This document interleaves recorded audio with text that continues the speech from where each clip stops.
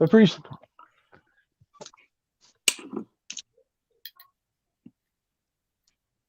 All right. Hey, everybody. This is Nate, and I got a complement of friends that here tonight. There is no rhyme, no reason why we just did this. I just decided to do it, invite everybody and their brother that wanted to come by today. Um, I did want to say big thanks to Zero, Matt, Dog, and T-Man for coming by today. Thank y'all, boys. Oh, yeah. We've all been friends for at least, I want to say, what, at least 4 years, maybe 5 now. Ain't going on. Been a while. At least It's been five. at least 5. Yeah, it's been a long time.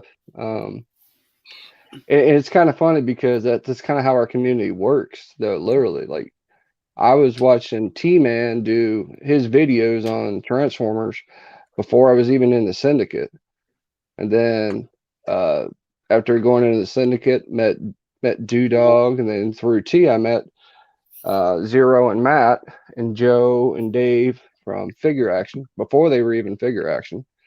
Um, and it's been definitely a fun trip over the last 5 years. For sure. But there is, like I said, no rhyme, no reason to this. We're going to talk about anything and everything. And I know I just watched the newest episode of Falcon and Winter Soldier. Has everybody else seen that yet?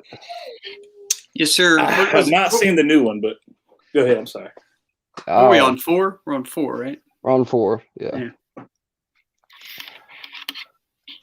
And I will say that in Seed, I was like, oh shit. Yeah. I just didn't expect the Hulk to crush the Winter Soldier's head in like that. That was crazy. I guess he's going to have a cybernetic face from now on as well with his arm.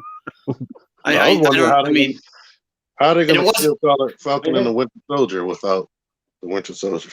And it wasn't like when the Hulk came on screen, it wasn't even Mark Ruffalo. It was Lou Ferrigno. We were like, what where had they, why is he here? Then he's like, smash, and then the credits roll, you know. Oh, what about that Hugh Jackman, cameo? Yeah, but why was he playing a butler? I don't understand. I thought he'd be Wolverine, but he's serving coffee. I don't get it. Baron Zemo's butler. I don't know why would they cast him in that role? I don't get it. I don't either. But I will say, so we won't give too many spoilers since Duke hasn't seen it. When he put the mask on, when Zemo put the mask on, I was like, oh yeah, buddy, where's my Thunderbolts at? Yep. So, all right. So everybody that's watching from YouTube Lab, thank you guys for coming by. Jose, 3 live stream, Ninja Bills. Thank you guys, and Toy Mafia. Toy Mafia, let me know. I sent you that Jetfire. Did you get it? That was for my giveaway a long time ago. And I've got a new video I put up today. It was for my toy hunt from last weekend. I got another video going up tomorrow. I just didn't think people wanted to sit through an hour and 10 minutes of a toy hunt and an unboxing, because the unboxing itself was almost 40 minutes long. You're right. Someday I think T-Man will do that. He'll do like T-Man 978, the Fig Hunt movie. It's like 2.5 hours of T, like it's Pikesville Target. Right. but like 20 minutes of it's going to be just him in line getting food, and then him eating the food, and then waiting for the bus. Oh Lord, I got to go to the bathroom, but this guy just blew it up, and you see like this big guy walking up. Oh man. Oh, I can see it now. I mean, T sends us all these little videos of stuff, and it's always funny. Like, we were talking to, I think it was yesterday, Dog had put a video or that little clip in of people asking him for stuff, and we've all been there, especially you guys in Maryland. You guys go through the gamut of different people asking for money and everything else. I go through the town. They're like, he ain't got no money. We don't even want to talk to him half the time. Yeah, we were downtown Atlanta. We took like a little mini vacation, which we live in Georgia, but going to Atlanta for us was like a vacation. But and so we're literally walking through downtown, and the whole family, wife, 3 kids, all that, and panhandlers and all that. But I'll tell you what, this particular guy, He was freaking hilarious, dude. And like he was worth giving a few dollars to. It was just like he entertained me, man. I was like, here, dude, here, take my money because you're hilarious. There's my kid right here. Say what's up. Don't leave, boy. You don't get embarrassed. That's the secret. That's how you got to stand out from the other ones. You got to be like, man, come on, you got to have a bit, have a routine or something. Like that's all I'm saying, bro. Exactly. Yep. Exactly. But yeah, it was funny though. I think the last time I got asked for it, I got asked, "Do you have any crack?" I'm like, "Do I look like somebody that's got crack?" Man, There was one time this panhandler, like T and I were going to lunch, and I said something to the guy, and I really pissed him off. I can't even remember what it was, but like in Baltimore, it's a whole different breed of panhandlers. Right. Because there's that guy that used to sleep on the bridge, so you'd have to step over him, and that was his opportunity to ask you for money. yeah. Right. That's what it was. That's because T-Man always shows those little clips in Baltimore, and I've never been there. But anyway, that's what it reminded me of. And that's what I told them. I said, man, I feel like T-Man must feel like in Baltimore. This must be what he feels like. Sure, I remember him. I lived in D.C. for a while. I remember seeing him everywhere. L.A.'s bad, though. L.A. is one of the worst places. Like there's actually towns of homeless people together down there. And it's sad to see. I mean, a lot of them are old vets, veterans, like I am. But, Lord, it's like some of them, you see the fake ones, too. I saw a guy, he rolled up in a Suburban, dropped off 5 people, and they just sat on the corner all day. I drove back by the same place later that day. They took all their, all the dirty clothes off and had all these clean clothes underneath, and they just get back in the Suburban and walk off. Damn. I'm like, that is so messed up. Damn. This was in California? Yeah, in California. They're all actors. Yeah. I know. Gives a whole new meaning to starving artist. No, I know. He's scared to put your foot. Come on, say hey to everybody. Get over here. Every time I say that, everybody turns around. My son drops down on the floor. He's like, "Hey, you ain't gonna be shy." You're playing podcast peekaboo now. yeah. They used to have a town underneath of the bridge downtown, but I think they finally kicked them out of there. It's all behind the casino now. Like one day I took it, like back when I had to like park in the casino parking lot for work. Mhm. I had to take an Uber back there once because there's a shuttle service that took me to my building from there. And the Uber, because like the shuttle only ran like from 7 to 10 and then from 2 to 5. And I had to like go to a doctor's appointment. So Uber driver like goes, whoops, misses the turn and gets on 295, turns around, and he misses again. We end up going behind the casino, and it looked like the damn city from Demolition Man back there behind the casino. Like I'm serious, it's like afternoon. They got like fires going. There was a McDonald's there with rats. So that's where you got your rat burger? That was where I got my rat burger. Are you sure it was really rat though? It was a McRib. That's close enough. That's close enough. That's close enough. It was for a limited time only. It was funny. It's like I remember I was in Afghanistan when I was out there, and we didn't have a whole lot of chicken out there. There's not a lot of chicken there. It's a lot of beef, goat, and stuff. And I remember one day we magically had all this chicken to eat for lunch and for dinner. And then I was looking outside. I'm like, where'd all the pigeons go? And put it up barbecue sauce on. I remember the cook saying, "Hey, we eat what we can eat." I'm like, I get that, but Lord, how many did y'all have to kill for this one? Then he tells you, "Did you know a pigeon is a form of dove?" And then Prince starts playing. I know. Oh Lord.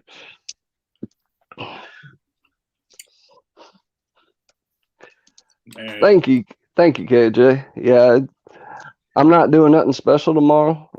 Just going to spend some time with the family here, packing boxes for you guys like usual. That's usually my Sunday, is packing boxes. But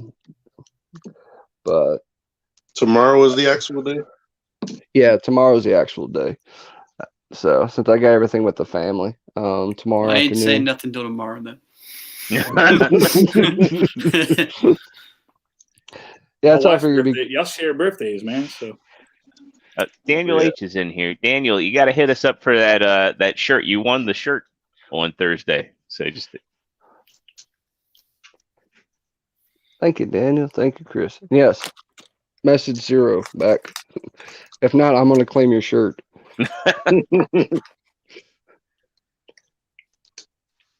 But yeah, I did get a lot of stuff in the last month, so you guys probably will start seeing like where I'll do a monthly unboxing versus weekly, and so it'll be a lot longer. Just because I just don't have enough time, and there ain't nothing here to hunt for. I'll tell you that. My store's dry as bones, have been for months. So that's why I did a little hunting down in LA. I was trying to find George a Panther. Didn't find it. No, nothing. You'll be all right. We've had a couple people here local get lucky with some Flints and Lady J's here and there. I tried to score some earlier, but didn't happen. But they're popping up too. Yeah, which sucks for me. Well, I'll keep an eye. I got mine coming from Amazon. I got in on those, and I'm not in a rush to get them because they're all just going to go in storage anyway. Well, I wasn't even committed to getting them. I was like, I want to wait and see what they look like in hand. Some of the, like the G.I. Joe stuff especially, I've talked to these guys too. It's like, I'm kind of in the boat with a lot of people where they're so hard to get, it's not even worth it anymore. So it's like, I just kind of, if I see it, I'll get them. If I don't you know see what? it. I want to say they're so hard to get, it's not worth it. And then I get them in hand and I'm like, this is why. Yeah, they're worth it to get them. It's just what you have to go through for some of them is just not worth the juice and worth the squeeze in that. Yeah, well, actually, you, me, and tons of other people are in that same boat. This is not bragging, but I usually find anything, dude. I'm not being funny. I'm serious. Like, I'll run up on anything. Right. I cannot find those stupid G.I. Joes, man. Just blows my mind. I'm like, what the? Like the Cobra Troopers, that first Cobra Island run, the only reason I was able to get any of them is because I had an insider. I ended up talking with somebody at Target that worked there that ended up being super friendly and was really helpful. And then we got a rapport going, and she's like, well, if I see something, I'll hold it back for you. And I was able to get them that way. Now, a lot of people aren't going to be happy with that, but that I'm going to take what I can get, man. It is what it is. It is what it is. Yeah. I mean, meanwhile, I've seen a guy with 36 of the Cobra infantry troopers from Cobra Island. And I'm like, how in the hell does that work? Well, you know how he does it, right? I mean, he travels up and down all 3 states getting all that stuff. Yeah, probably going there, like going there like 7 o'clock when they open. He probably goes shops during the senior hour. Yep. Yeah, it's one of those things where, and we've all been in this boat where you can't hate on these folks, but you kind of like when you see them with like 30 or whatever, you're like, bruh, I mean. Yeah. Well, if it's something you can like order cases of, like Nate gets cases of crap in that you could just get whole boxes of, then yeah, that's one thing. But like the one-off, like a store gets 3 of this, and you know, and you're grabbing every store's 3 right up and down the row. Like, I get wanting to have all that, and if you can, great. I'm glad you got the income for that and the time. But on the other hand, there's a lot of people that are right on your heels trying to find it too. But at least I don't know. With troop builders, they should be sending a minimum of like 24 to put up at a time. Like, what gets me is just how barren the pegs are in the stores. Like, it's nuts. Like, I don't remember ever seeing pegs this bare in my entire life, and it seems like whenever they get figures, they're only putting out 1 case at a time. And you figure you put like 1 case on there, that's just enough for 1 collector. But if they were putting up like 3, 4, 5, 6, 8 cases at a time to actually like, hey, this is when we restock, we're going to put out, a good amount of stuff, you wouldn't have people buying like this, because I think a lot of what fuels people buying everything that's there is the fear of missing out. There's the past, you could be like, see it again. You could shop like you do, Matt, where you're like, oh, I just want Frogman out of this. Whereas now the people that have fear of missing out, they're like, I got to get Peter B. Parker, Miles, I got to get Gwen, I got to get the Hand Ninja. They got to do it all in 1 clip because they're afraid they're never going to see it again. like for example, so I went. There's a really good toy store that's about a little under an hour from my house. It's closer to a few of the other guys. It's called All Time Toys. It's in Sykesville or near Sykesville. I went there because that's one of the places here locally that had Lady J and Flint in stock. And we know that because one of our friends ended up posting a picture of buying it from there. So I went out there today with the family and we just kind of made a road trip of it and did some other things. And I looked around, didn't see it. So I figured I knew the answer, but I asked the guy, I said, hey, do you guys have any more of these? He said, no, unfortunately we're sold out. He said, the way it's been, they got a case that had one of each. And they said they're expecting their next case within the month. So like, that's kind of how it's been. He's like, sometime in the next month, we're going to get another case. Why would it be one of each?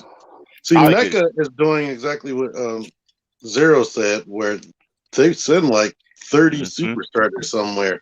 Yeah. It's like, why don't Hasbro do that? Well, and that's what's kind of frustrating because I'm in the same exact boat All Time Toys is. Like, I'd got in, I think it was 100 of the Cobra Troopers, right? So, but I'd ordered 200 of them because I had, 200 people, not 200 people, but I had orders for up to 200 of it. Hasbro only sent me half of my order, and they're like, "We'll send you the rest when we can," and which sucks because I hate doing that to customers.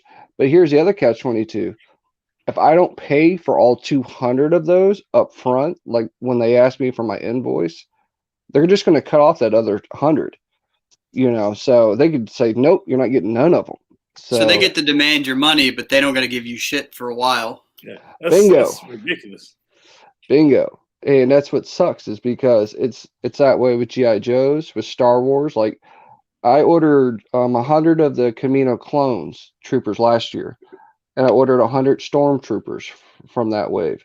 Still to this day, I've not got those in from Hasbro yet.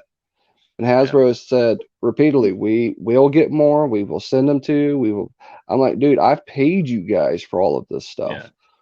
Last they can't year. keep up with their own demand. And that's the thing. It's like, if you guys are come out with all these products, because like now they're getting Fortnite, I think they're taking on too much. They're trying to get out the next waves as quick as they can. Honestly, I kind of would like them to slow down a little bit. I would too. I'd rather they go back to the old way of what they used to do. Is like put out a wave. Okay, that wave sells out, but before that wave sells out, somebody's already ordered another replenishment of that wave. So you get that wave again, and then okay, maybe 2 months later we'll have say wave 2 come out. Give people 2 to 3 months of time to be able to get those items. But like you think about half of us on here, we all collect G.I. Joes, Transformers, Marvel Legends, Lightning Power Rangers. Yep. We Black collect Series. all of in Black Series. I don't collect Black Series. I sell Black Series. But at the same time, it's the same thing. Like we have had multiples of waves in all of these different licenses. And there's been no like reprieve. Then you add on convention exclusives. Mm-hmm. You add on like this last, yesterday's Fan Fest from Hasbro. Like literally how many orders or how many pre-orders I had to put up yesterday just because of that. With Transformers, they had Generation Selects, and those are always dropping. Yep. Yeah. You've got Studio Series, you've got Generation Selects, you've got regular Generations, you've got Masterpiece, and then third-party Masterpiece. Now, and then not to cut you off, but like the quick question there, like with what they had in FanFest, they have the 2 core class figures that are going to be brick and mortar exclusives. Like, how's that working? I don't know. It's funny because I can't find anything in an actual store half the time. I can order it online, as a wholesaler. A lot of the times I can order everything except for those specific things like Cobra Island. Like we all fight the same fight, for Cobra Island stuff. It was the same way for the Ecto 1, when it first came out, the Plasma series from Ghostbusters. It was a Target exclusive, and it's the only way you could get it. And then you see multiples of those show up, in waves. They did that right. I mean, really, Hasbro did that right. They did an initial wave. I think there's one thing. When people found out it didn't seat 6-inch figures, the demand went way down. It did, and it pissed everybody off, is what it did. Because it pissed me off because I come walking in and I have all those Ghostbusters, Hasbro's, and I'm like freaking pumped, dude. I see the Echo. I'm like, and then I pick it up. I'm like, what? It blew my mind. Like, how are you selling me? And you come on, we're adult collectors. We're going to drop the money, dude. A 6-inch scale Ecto 1 sitting on the shelf. Yes, going home with me. Especially, and you know what? Even people that wouldn't drop the money for that at first, if you get them with the other 4 with the Ghostbusters, like how many people are going to have them in hand and be like, "Well, shit, I might as well just get this now." Like, you know, exactly. Now, I'm dead on the money on that. When I saw that, I was like, "What? Why?" And I left it. I didn't care. I was like, "Nah, I'm good, man." Same. I have all of the only thing I didn't get was the Lewis Tully box set. I regret getting that, but it's still kind of cheap. I could probably get them.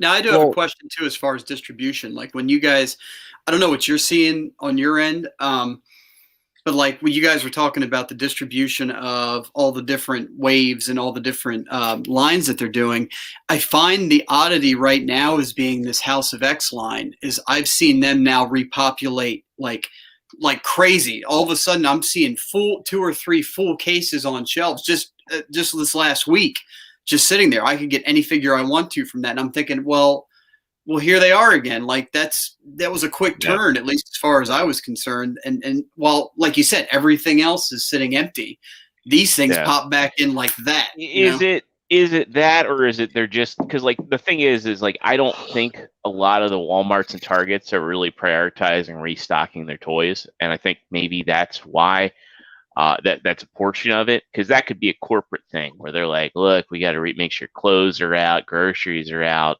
etc. Well, I mean, I can tell you the only thing I can say about that is that like just on Friday, was it Friday? Mm-hmm. No, it was Thursday. I went to Target, saw the whole wave, saw one of each from the wave, and then went across the street to the Walmart and saw 2 of each of 2 of everything stacked on a few different shelves. So that's what made me think. I'm like, well, these things are all back now. And then I went to the Target on Friday up the road from here, same thing. So I don't know. It just seemed consistent among whatever store I was going in. I also think the House of M stuff is probably less demand than the Spider-Verse stuff. And that's what I was going to say, is that the House of X being such a new thing, there's not a lot of people that probably wanted it as an actual wave. You know, there's out of that whole wave, I mean, I could tell you the only 2 things I really wanted was Marvel Girl and Wolverine. Yeah, the whole wave. Wolverine is nice, man. I kind of wanted the Cyclops. I mean, I could get him. He's still around, but yeah, like I said, they're everywhere. I kind of wanted the Moira. Like, I never read that series. I've never read House of X or anything like that. So the actual designs don't really appeal to me as, say, the Jim Lee classic style or like the older ones. So that's why some of us older collectors might not have been so invested in the wave, is because we don't really have that connection to it. Some of us don't. I hope they do a X-Men Evolution set. Dude, that would be awesome. I would love to. I would love to. Why are they sleeping on money? Like, for instance, the back in the day, I wasn't even a collector, but I remember when I was like, I don't know, 17, 18 years old, when Capcom was out and they had 2-packs, dude. It was literally the little 3 3/4 scale X-Men and Street Fighter. Marvel versus Street Fighter. Yeah, bro, they did that. They did that, but they made like the worst looking Mega Man of all time. Right. I did the Gamerverse versions. Yeah.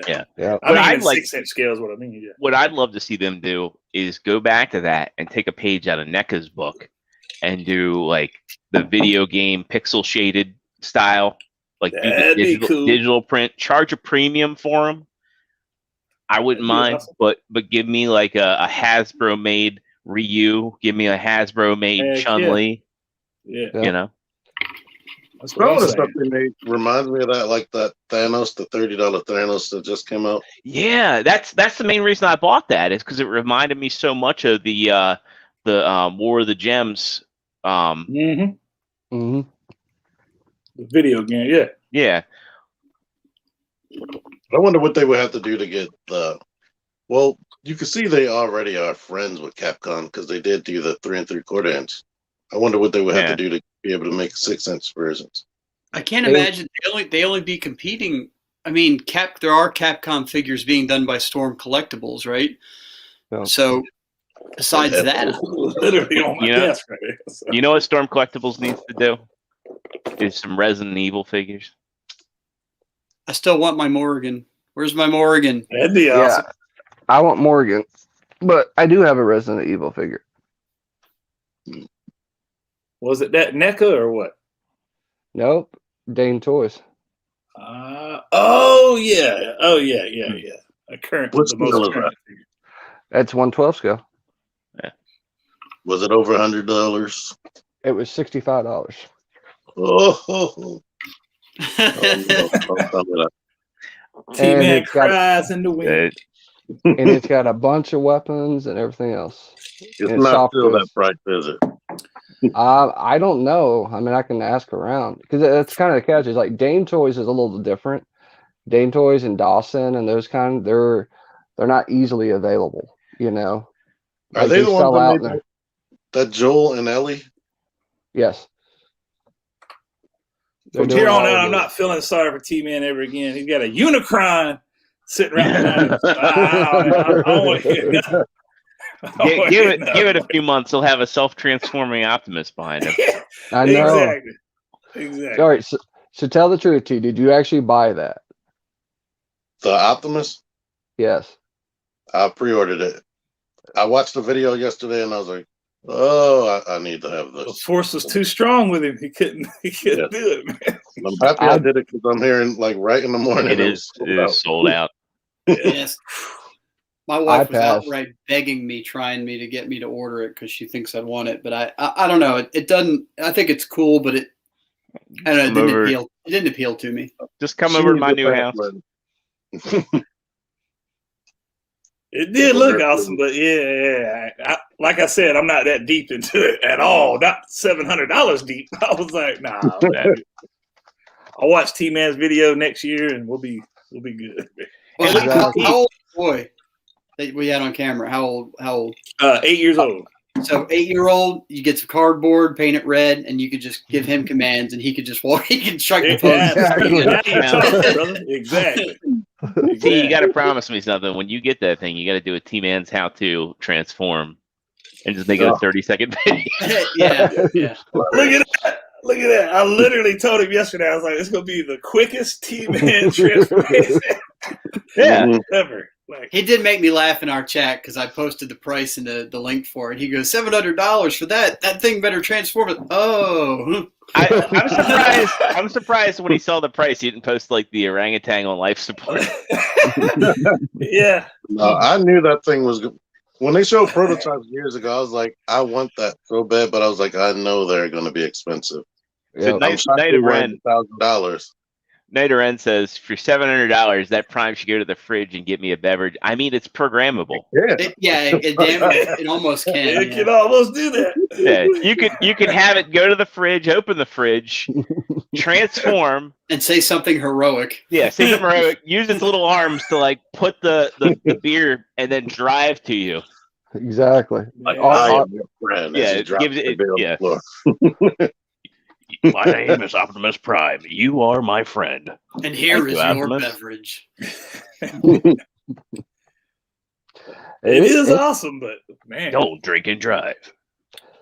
Well, see, in that lady's videos, it proved that you can say transform instead of convert. Yeah. That's just Jay. He doesn't know his ass from a hole in the ground. Yeah. No, Hasbro, I heard if you look at the instructions, it says convert. It doesn't say transform anywhere on there. That's so they can come out with their that'll be the next thing. Generations GoBots. They convert. They don't transform. Converters. You remember they used to have a line called converters in the 80s. Beer is the right of all sentient beings. Absolutely. Amen. I don't know. It was just, I couldn't drop that kind of money on that, knowing that it's just going to sit somewhere, you know. Right. But Lord help me, I did buy the Ultimate Optimus. Yeah, that's kind of that's kind of like a contradicting statement to be like, $700 for an Optimus that transforms itself and is like getting all these poses. It was part of hard. what I got to do myself. Don't even worry. Well, and the reason why I could justify is because of all everything that the Ultimate Metal does. It's That's a contradictory statement, man.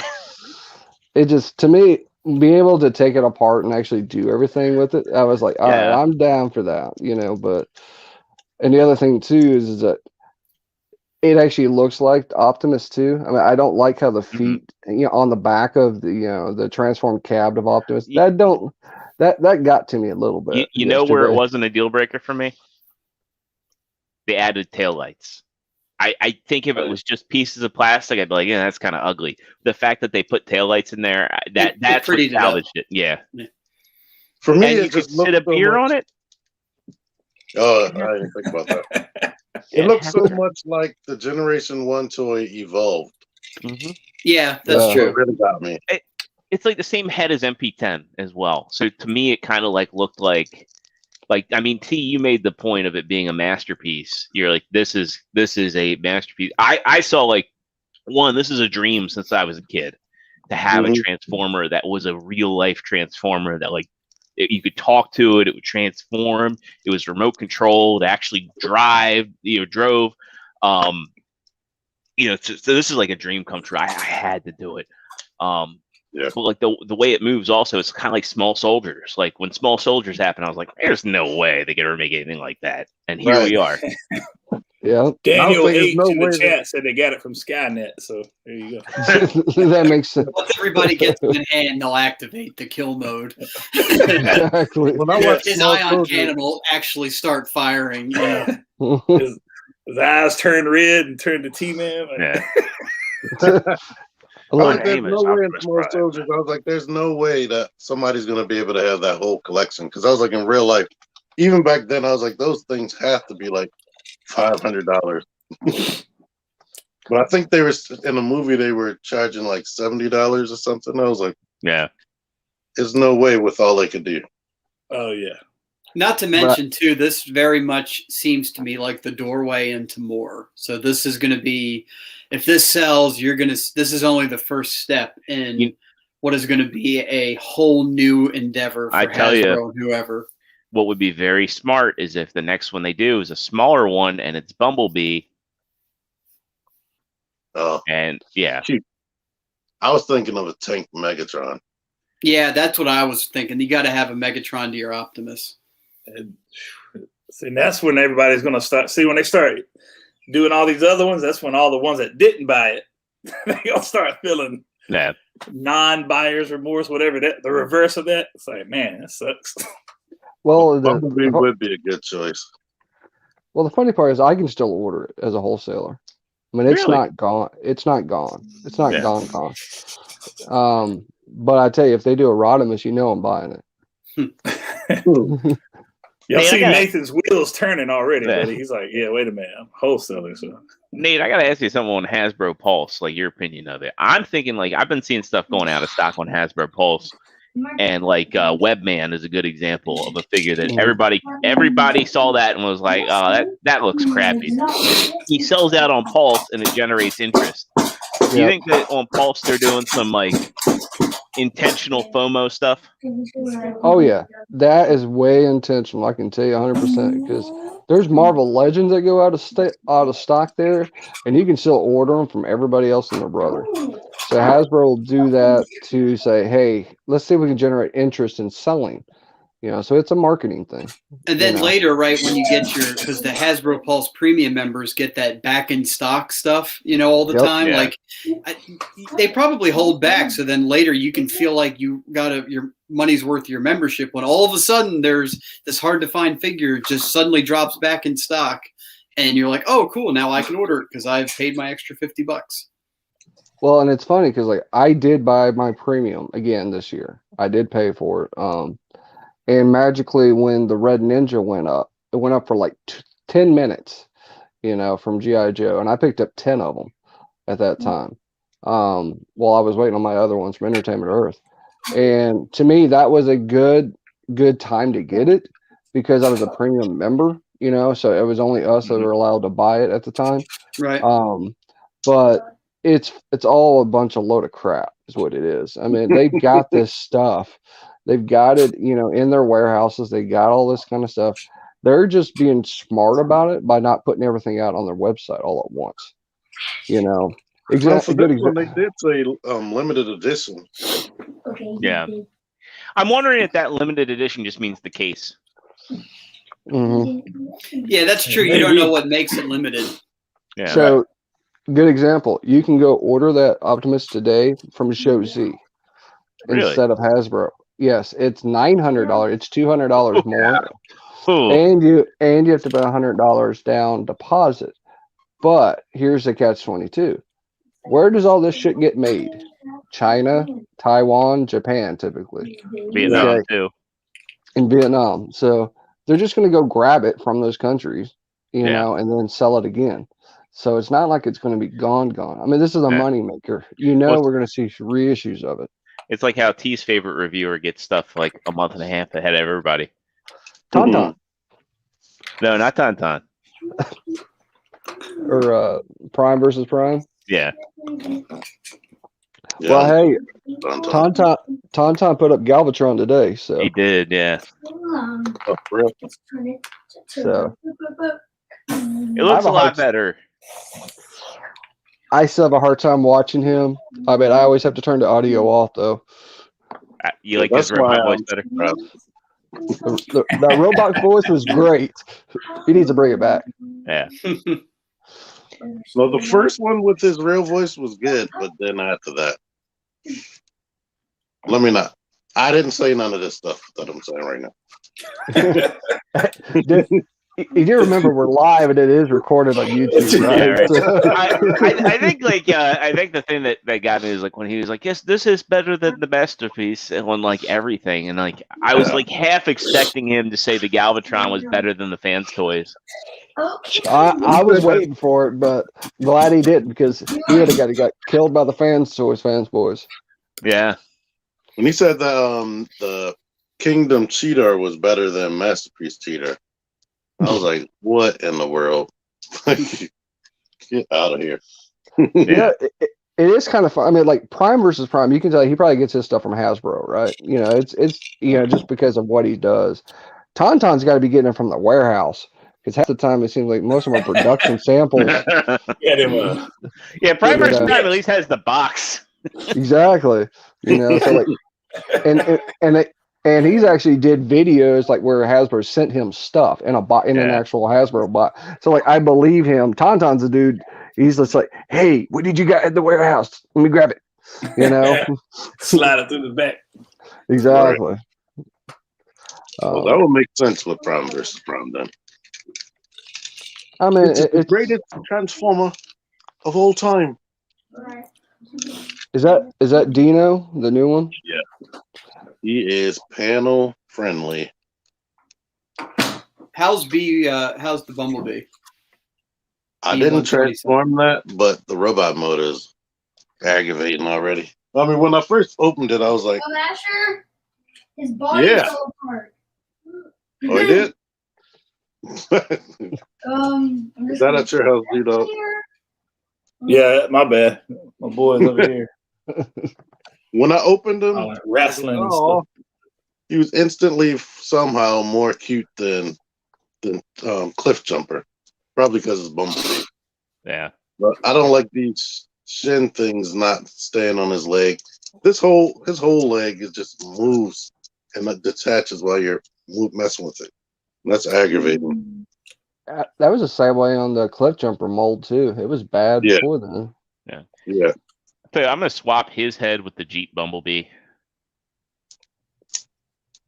That makes more sense because you actually use your head. Yeah. Jeep.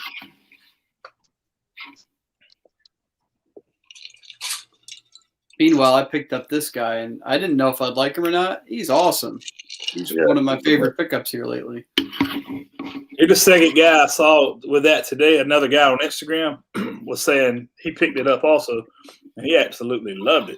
Yeah, it's good stuff.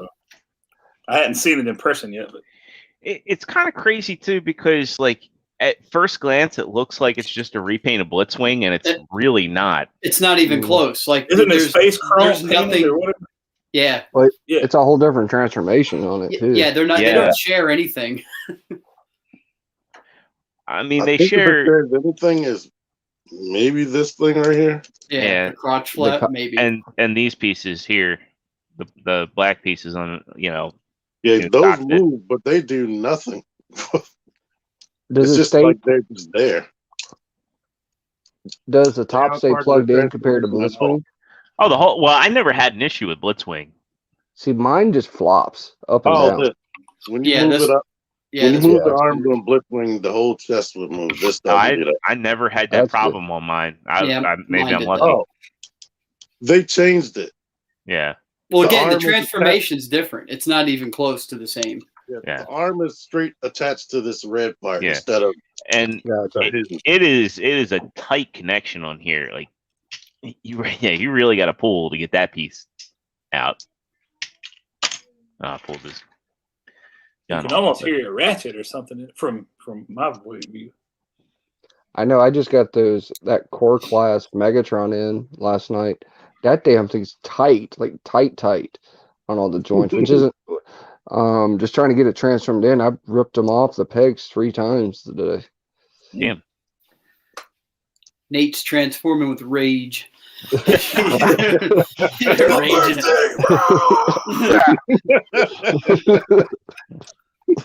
Be gentle, Nate. Well, I am gentle, but there is a thing as being too tight on joints. You know. Sure, there is. But I was just like, dang. I mean, we're talking a little bitty figure, like this big. You know, not like I expect with a deluxe or something like that, but not on a core class. That Starscream's not too bad though. It has like some Earthrise, hints to it.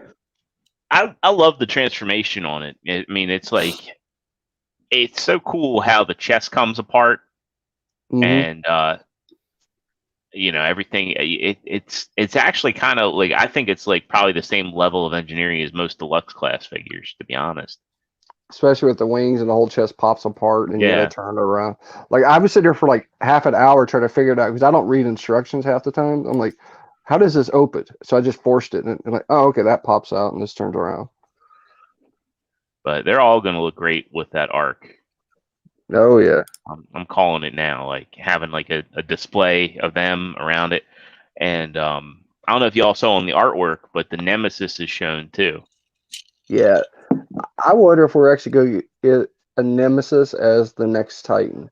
Because I was looking in Entertainment Earth wholesale today for Kingdom stuff, and it seems like the line's going to keep continuing even after this current wave. I was about to ask that because it seems to me like they got too much left to do, and Earthrise ended way too soon. Yes. Because I looked in there today and there was waves 5, 6, and 7 in there. For real. And there's a lot more coming out. Now, some of it I did see the Shattered Glass stuff in there. And I did see the Studio Series Slag and Daniel set. And that was going to be 65, I think, for that set. But it's going to be crazy. We're going to have this line for around. I can see them actually transforming into saying Beast Wars instead of just Kingdom. Because there's so much more to go through on this. I've said it a million times on Figure Action, but I just want them to get rid of these stupid trilogy things and just kind of take a page out of Marvel Legends or the Black Series book and just put like whatever it's from. Same thing with Lightning Collection, because Lightning Collection will say Mighty Morphin, Zeo, Power Rangers in Space, SPD, whatever. Say what series the figure's from, but it also gives you the ability, because like in Lightning Collection, they're already doing IDW stuff. Like you got the Ranger Slayer, you got Lord Draken, you got that what's that the new version of the Red Ranger called? The Sentry. The Tyrannosaurus Rex. Yep. Yeah. and like just make it Transformers Generations, but get rid of all these stupid Combiner Wars trilogy, War for Cybertron. Yeah, the sublines. You don't need the sublines. Yeah. Just name it something and keep it all together. And even then they don't have. I gotta tell you, even Studio Series, I could just loop that in with it, man. Well, and that's what I'm saying right there. Well, here's the funny part: is like we got what was it? Scourge, Hot Rod, Blur, Jazz, Grimlock, all in Studio Series, but we all know those are really supposed to pin in the main Generations line. Right. And they have the same ports on there. Make the Siege ports and the Blast Effect ports standard, and just keep all that going. Make that the new standard for Transformers. I think the very fact that Cyclonus exists in the kingdom is the dead giveaway. Like you guys had Cyclonus, Galvatron, and Scourge all come out at the same time, but for whatever reason, Scourge is over with Studio Series. But that's just how y'all decided to put them out. God only knows why, but that they were obviously meant to go together. Exactly. Well, like, if they were going to do it this way, then put them all in the movie line in Studio Series. Put Galvatron. Put them all in that movie line. But especially given Galvatron's accessories, like he's got the Matrix on a cane. There's no that's movie. And you can still do special stuff. You can still do like the retro throwbacks, like. Because like really, what are these? The headmasters that are coming back out. Like what are they? I mean, if you just had them as Transformers Generations, I think you'd solve so many problems. I'm thinking the Studio Series characters probably aren't going to be in Kingdom show. Probably. But what even is in the Kingdom show? That's the thing is like Earthrise. They never even went to Earth. No. And half of the characters from Earthrise, the actual toy line, was not in the show. Yeah, they didn't even get vehicle modes that were Earth-based. That's really a good point, and I'm glad y'all are the ones that brought it up, because somebody like me who's nowhere near Transformer collecting like you guys, like I don't know what the crap I'm looking at. Like when I go in Target or whatever, and there's like 5-6 different Transformers things, and I'm just like, what am I looking at? Like, I don't know what I'm looking at. And I have to hit up T-Man or Nate and be like, hey, man, is this even worth even getting or not or or not? So I'm with you on that, man. It's confusing for the average Joe, I guess, to walk in there and not knowing what the heck's going on. Because they even came out with like the Buzzworthy Bumblebee stuff at Target. And it's like, well, that's what is Studio Series and Cyberverse, and then one figure that probably should have been in Kingdom, but they figured that needed a $15 price point. Mm-hmm. Well, and that's what I mean. It was they need to make a reissue line. Is basically what they need to make. It's like, hey, here's all the things people probably would still want again. Mm-hmm. That's exactly what Buzzworthy felt like, except for that brand new little Bumblebee. But because like for me, I picked up those. I picked up like the green, the green Bumblebee. I picked up the other Shatter.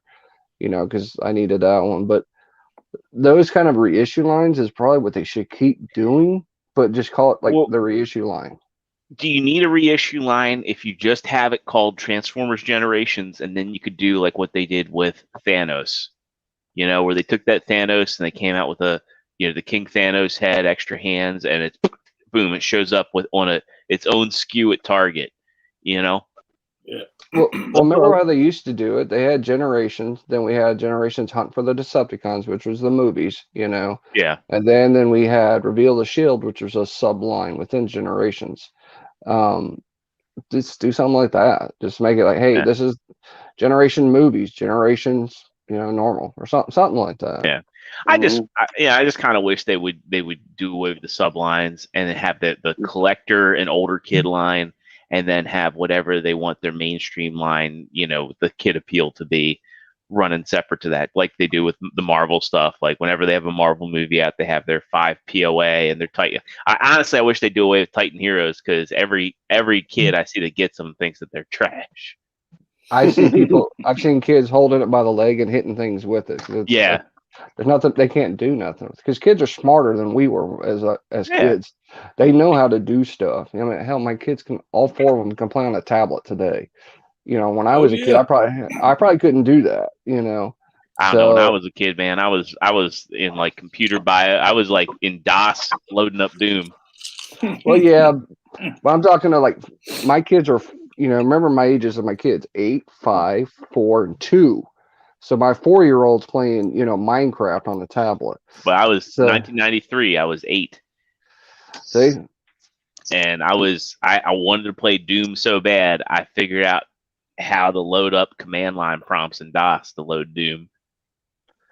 And I think that's kind of the glitch in the system. I remember sitting there with frickin' 5 1/4 floppies on my Apple IIe. That's shareware, man. Shoot, yeah. Y'all had computers? I had them at my school. And literally, we had two computers in my school, and we all had to share it and learn. And that's how I learned how to do programming. Was from that old Apple. Learn, man. Wow. And you always pick the banker and Oregon Trail. Yeah, man. Started with the most. You needed that cash, man. Mm-hmm. You needed that cash money. You needed money. You needed food. Those are two big things. I don't care if Sally gets killed by the snake. Keep going. I remember trying to play Spy Hunter on the computers at school. Right. It took like 2 hours of. Wait, you all had Spy Hunter? Yeah, one of them did. We had a game where you ate smaller fish until you were the biggest fish in the pond. Yeah, that and Oregon Trail and Number Muncher. And then Oregon Trail, like you made it there and you went through all that bullshit, and then the game's like, well, now we're gonna change everything and have this little river mini game that you got to make through, and you're like, come on, man! Like, I tell you, I have a funny anecdote, or a funny little anecdote about Oregon Trail. I had my grandfather's sister, my great aunt Jean, one of the funniest people I ever knew. She was like a female Sam Kinison. And I remember telling her, I was like, yeah, we got video games in school. And she played video games here and there. So I was telling her about it. I was like, we'll play this game, Oregon Trail. I said, I almost made it. I got it to the river. And then my wife died of dysentery. I don't even know what that is. She goes, that means she shit herself to death. And I was like, 6.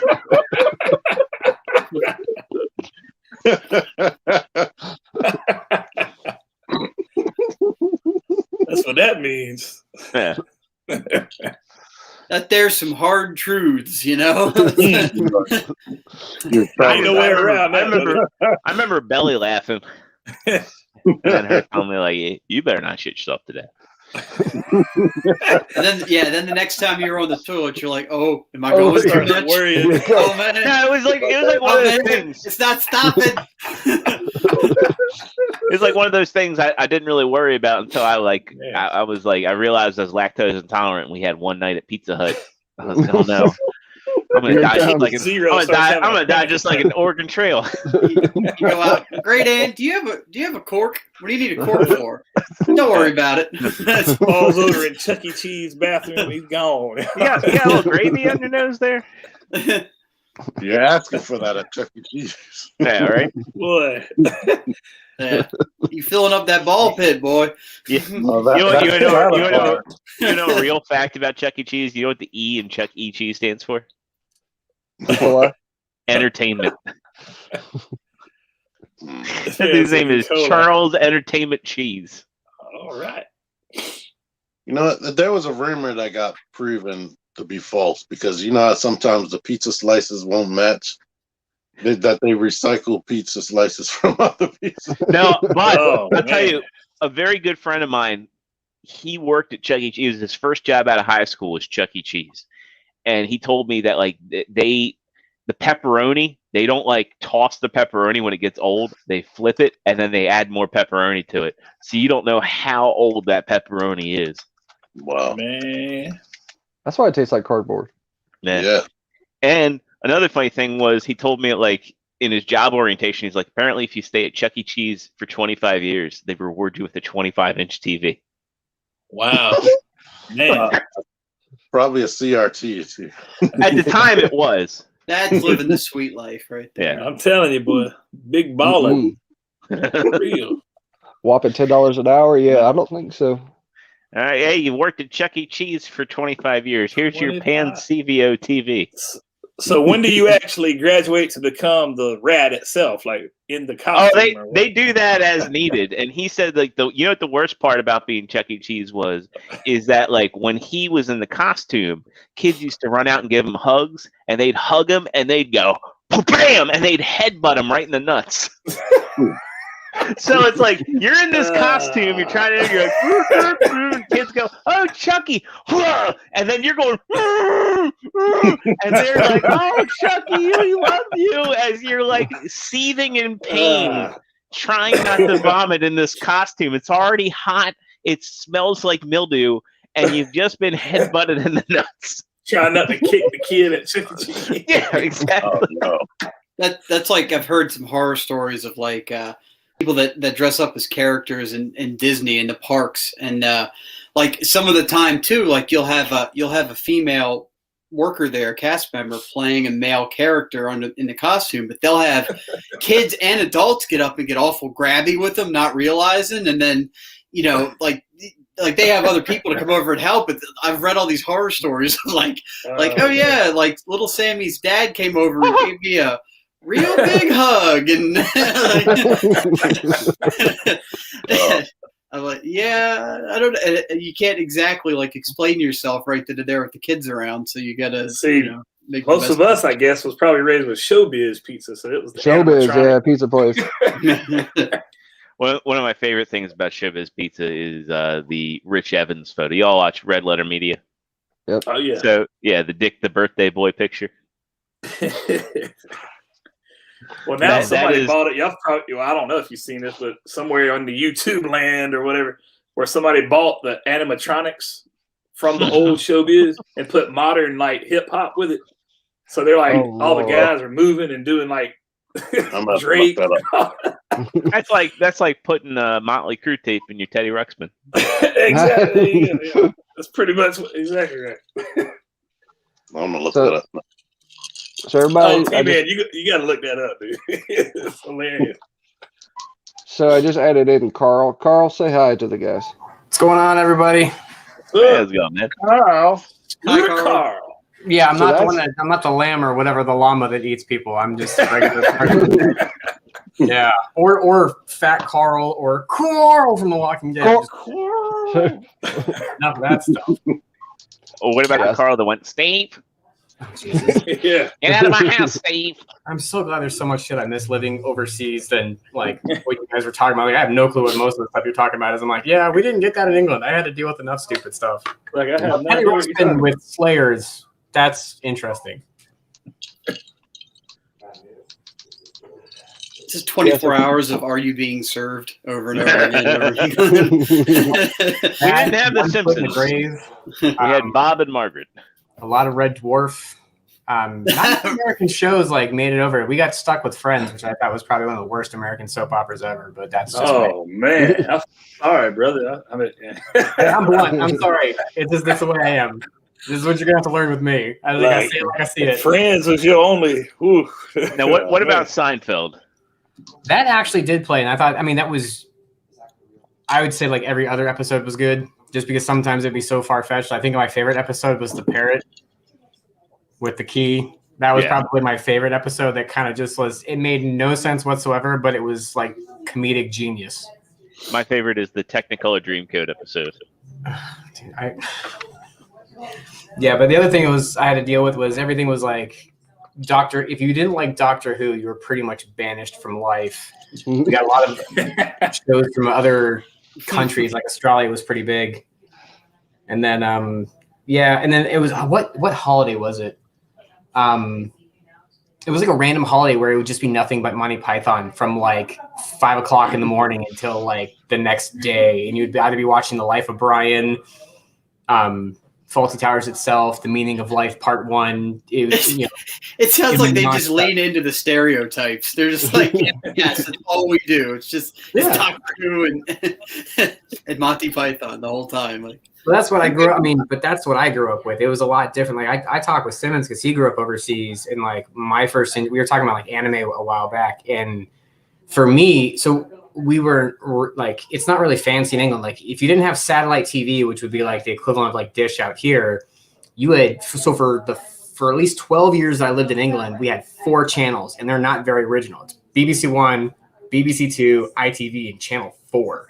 That's how exciting it gets. But Channel 4 was the one that, like, once a month, they would just do something international, and then one day they played Akira uncut. Wow. And I watched that until like 4 o'clock in the morning, and I was hooked. I mean, it was like I got to see like Macross and Robotech, but it was Akira that's what Sim and I were talking about for hours one night. We never got anything uncut on regular TV. Yeah, even on cable. It's too censored here. Like after 9 o'clock in Europe, channels completely change. They're totally different.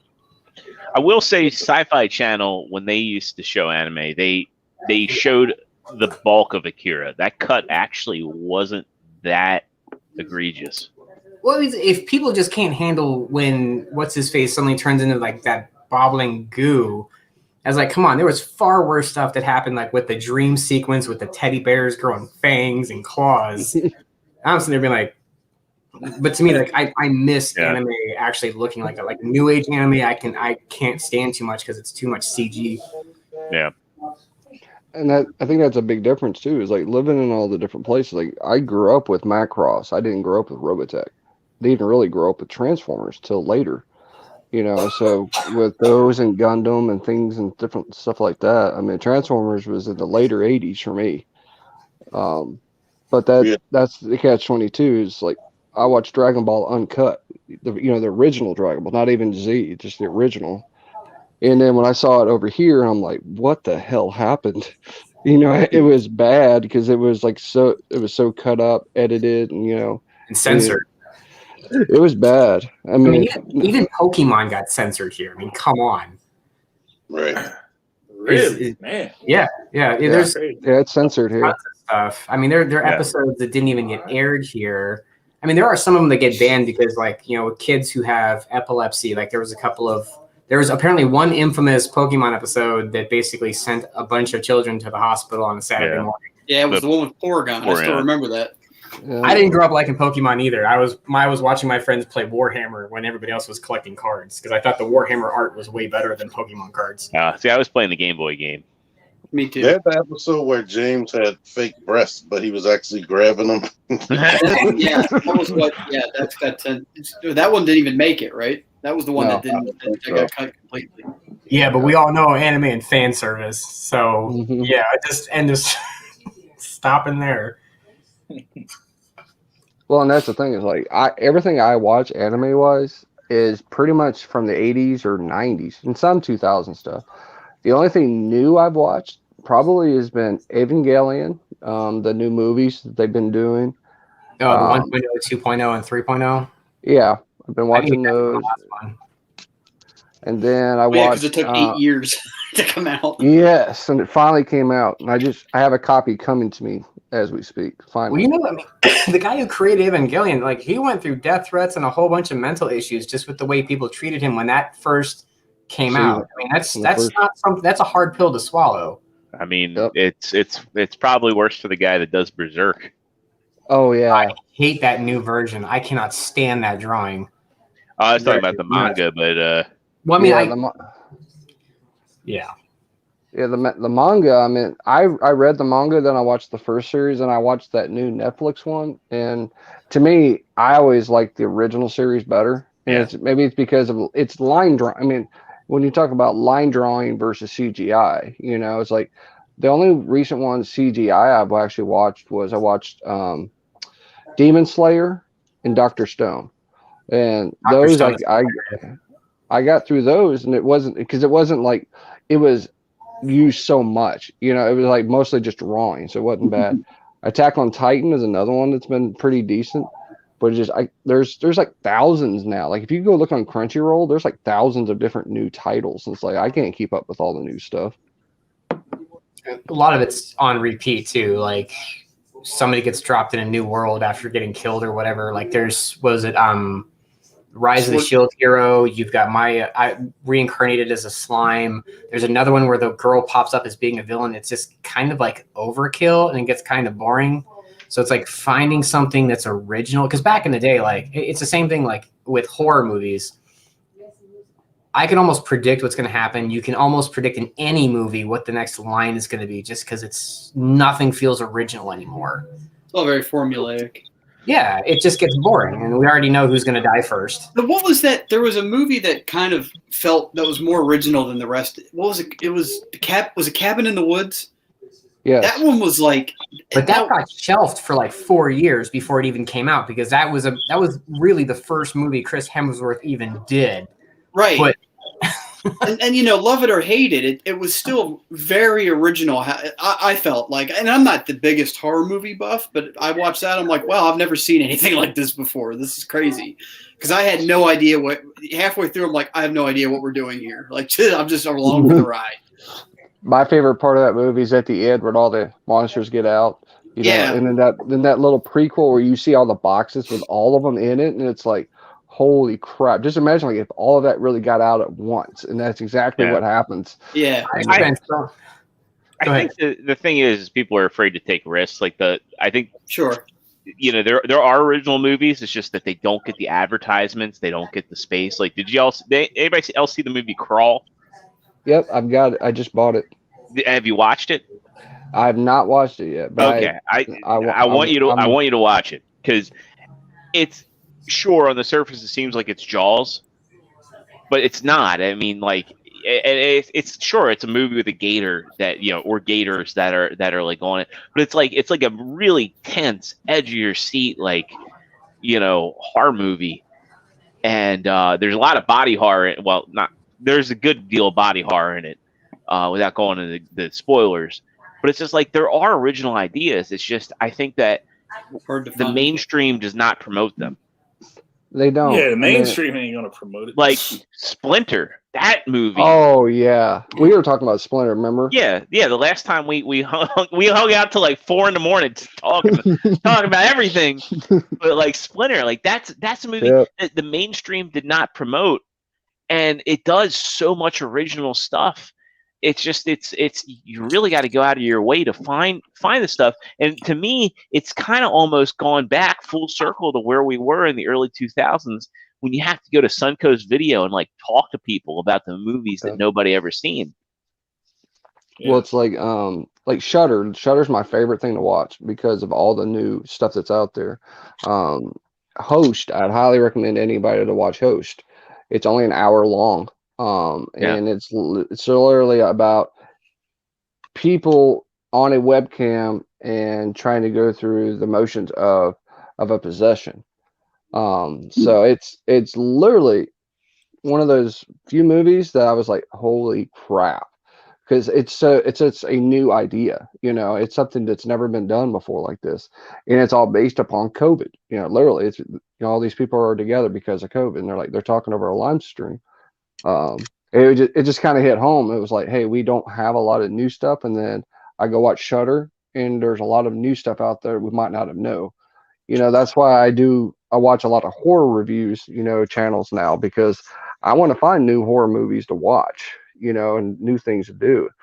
I still like the classics, of course, from the 70s and 80s, and I'm a huge Dario Argento and Lucio Fulci fan, but they don't really make movies anymore. Fulci's dead, and then Argento really hasn't done nothing since the late 2000s. So you got Takashi Miike. Exactly. So I was like, I just watched Audition. So I mean, that was a great one. I watched Dark Water and Pulse. You got to branch out a little bit out of the current US norm.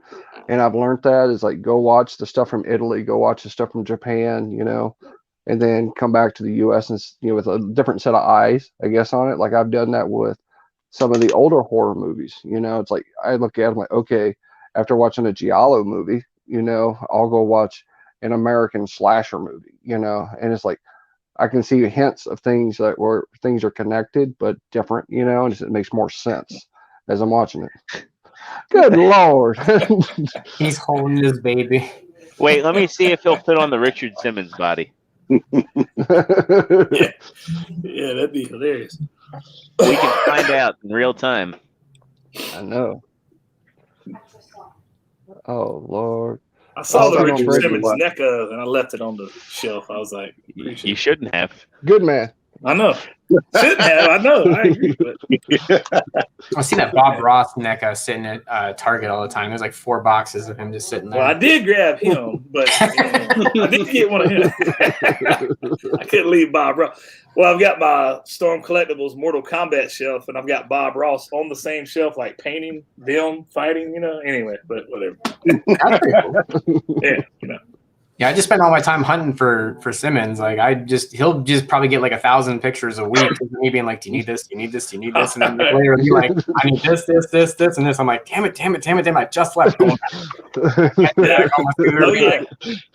Person at Target, weren't you just that's here? the beauty of what brings us all together is, man, that community and helping each other out, But yeah, I get it. Trust me, we always looking. And but it's hilarious when someone at Target's like, "Weren't you just here?" I'm like, "Shut up." Yeah, exactly. Like, why do you grab exactly what you want and be like, "Nah, I'm leaving," just walking out the door?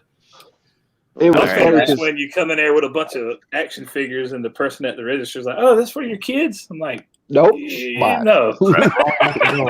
Hi, guys. There he is.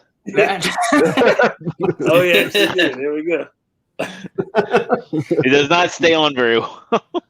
Or at all. Man, that y'all were talking about horror movies. That right there is like. the Can stuff you just make sure that nightmares high and pitched the, voice? And 1 and 2 and 1 and 2. Nope, I'm out. Oh man. Open the neck up, Jordan. That's how I did it. Oh, yeah, okay, I see what you did. I got What's yelled that? at Target the other day. Like this was like probably like 2 weeks ago. I saw like 5 Thanos. and I Okay. Oh Jesus, that's creepy. You Is that talking gonna about be the the Mortal next Legends creepier? Deluxe? Is that gonna be the next Annabelle movie? The doll. But like, lady pops around the corner from Target. It's like, you can only buy 2 of those max. I was like, I'm just holding the thing. Put down 1 figure, walk on over to DC Multiverse, pick one up. She pops around the corner again. I was like, lady, I have got nothing on me. I don't even have a cart. And she's like screaming every time because they think putting out little signs is really going to stop somebody from buying only one. Nah, man. It's like, Yeah, that ain't. Yeah. it's like, darn well someone walks in, like, because I came back like literally, so next to my work is a Target, and I went back literally like 2 hours later. All of it had been cleared out. And I can guarantee you, One dude got it. bought all those One Thanos. dude. Yeah. Yep. Exactly right. And of course, like a week later, Simmons is like, "Man, I could use some of those Thanos." I was like, "Where were you a week ago?" Sitting there staring. They were everywhere here in Phoenix, everywhere. And now Well, it's fun. It was funny because you were talking about like when I'd send you back to go get something. I remember I did that for Dewdog about a month ago when I was looking for his damn Peely 2-pack. Exactly. I literally just left the Target. I'm like, "You need these?" "Yes." "Okay." And hey, man, I highly appreciate that. Man. Peely in a suit, man. Come on, it's like what I feel bad is like I'll send Simmons a picture, and what really sucks is when you hear like I think this whole year with COVID, what's really sucked is like all these pre-orders go up, and the amount of canceled pre-orders Simmons has had between Walmart and Target is unreal. And so like I was in Target one day and I didn't know if he needed it or not because he hadn't talked about it. And I don't really collect much DC Multiverse for him because it's never on the list. But I just picked up the Red Hood and Nightwing, and it was literally like an immediate response. There's a the big ass 2-pack, part yeah. and goes, "My pre-order was canceled. I need this now." I'm like, "All right, cool, got it." So it just sucks. Like, all these people have been having pre-orders canceled left, right, and center for no good reason. And then I'm just lucky because the area that I'm in, I have I have tons of Walgreens, several Targets, several super Walmarts, but just don't ask me to go find a movie NECA turtle or I'll draw kitten. And G.I. Joe. I gave up on those a long time ago. Well, your area sounds very similar to mine here in Georgia, man. Like I'm very blessed because I mean, I could literally within an hour, bro, I can hit like 3 Targets, 4 Walmarts, 5 Walgreens. I mean, literally like that same. I mean, I got a Walgreens an eighth of a mile down the street, and that's where I found him 2 of his Silver Surfers. oh yeah. Dude, you ever cross? Oh, sorry. I was gonna say, dude, you ever cross paths with a casual toy collector? Me? No, Dewdog. Me? Casual Yeah. toy collector? I have no. Yeah. I've never heard of him. He's in Augusta. Oh, okay. No, I'm probably 4 hours away from Augusta. So. Yeah, no, I was just wondering because I think he went to Toylanta, but now he finds a lot I go of to Atlanta every year, but I usually hang out with like Big Dub and Josh Pence and Foxy and trying to think of a couple other guys. But anyway, Well, it's funny. It's like literally, Dew and I never had to talk to each other until after I left Georgia, and like literally, I was probably an hour from you, maybe. Which sucked. I was like, dude, now you're like the whole country away, like. Yeah, because I lived in Bon Air, and Bon Air is not far from Winder. Nah, so I was just like, it would have been kind of, because like he's telling the truth. We have so many stores and so many things, and nobody collects hardly at all either. That was the catch-22 is like a lot of these are sleepy towns where they'll have like FYEs, they'll have Suncoast, they'll have tons of Targets, Walmarts, Walgreens, you name it. I mean, you got to drive a little bit, but Lord, I mean, within 30 minutes of driving here, I got one Walmart, one Target, one Walgreens. That's it. So let's be honest, it's probably a good thing you did move, because if me and you both were that close to get, dude, like everybody in Georgia it'd be over, dog. Like it wouldn't even be. They would never find anything like ever. But I could actually find something. It'd be nice. Well, yeah, that's. I was saying Nate shouldn't have moved because everything was there.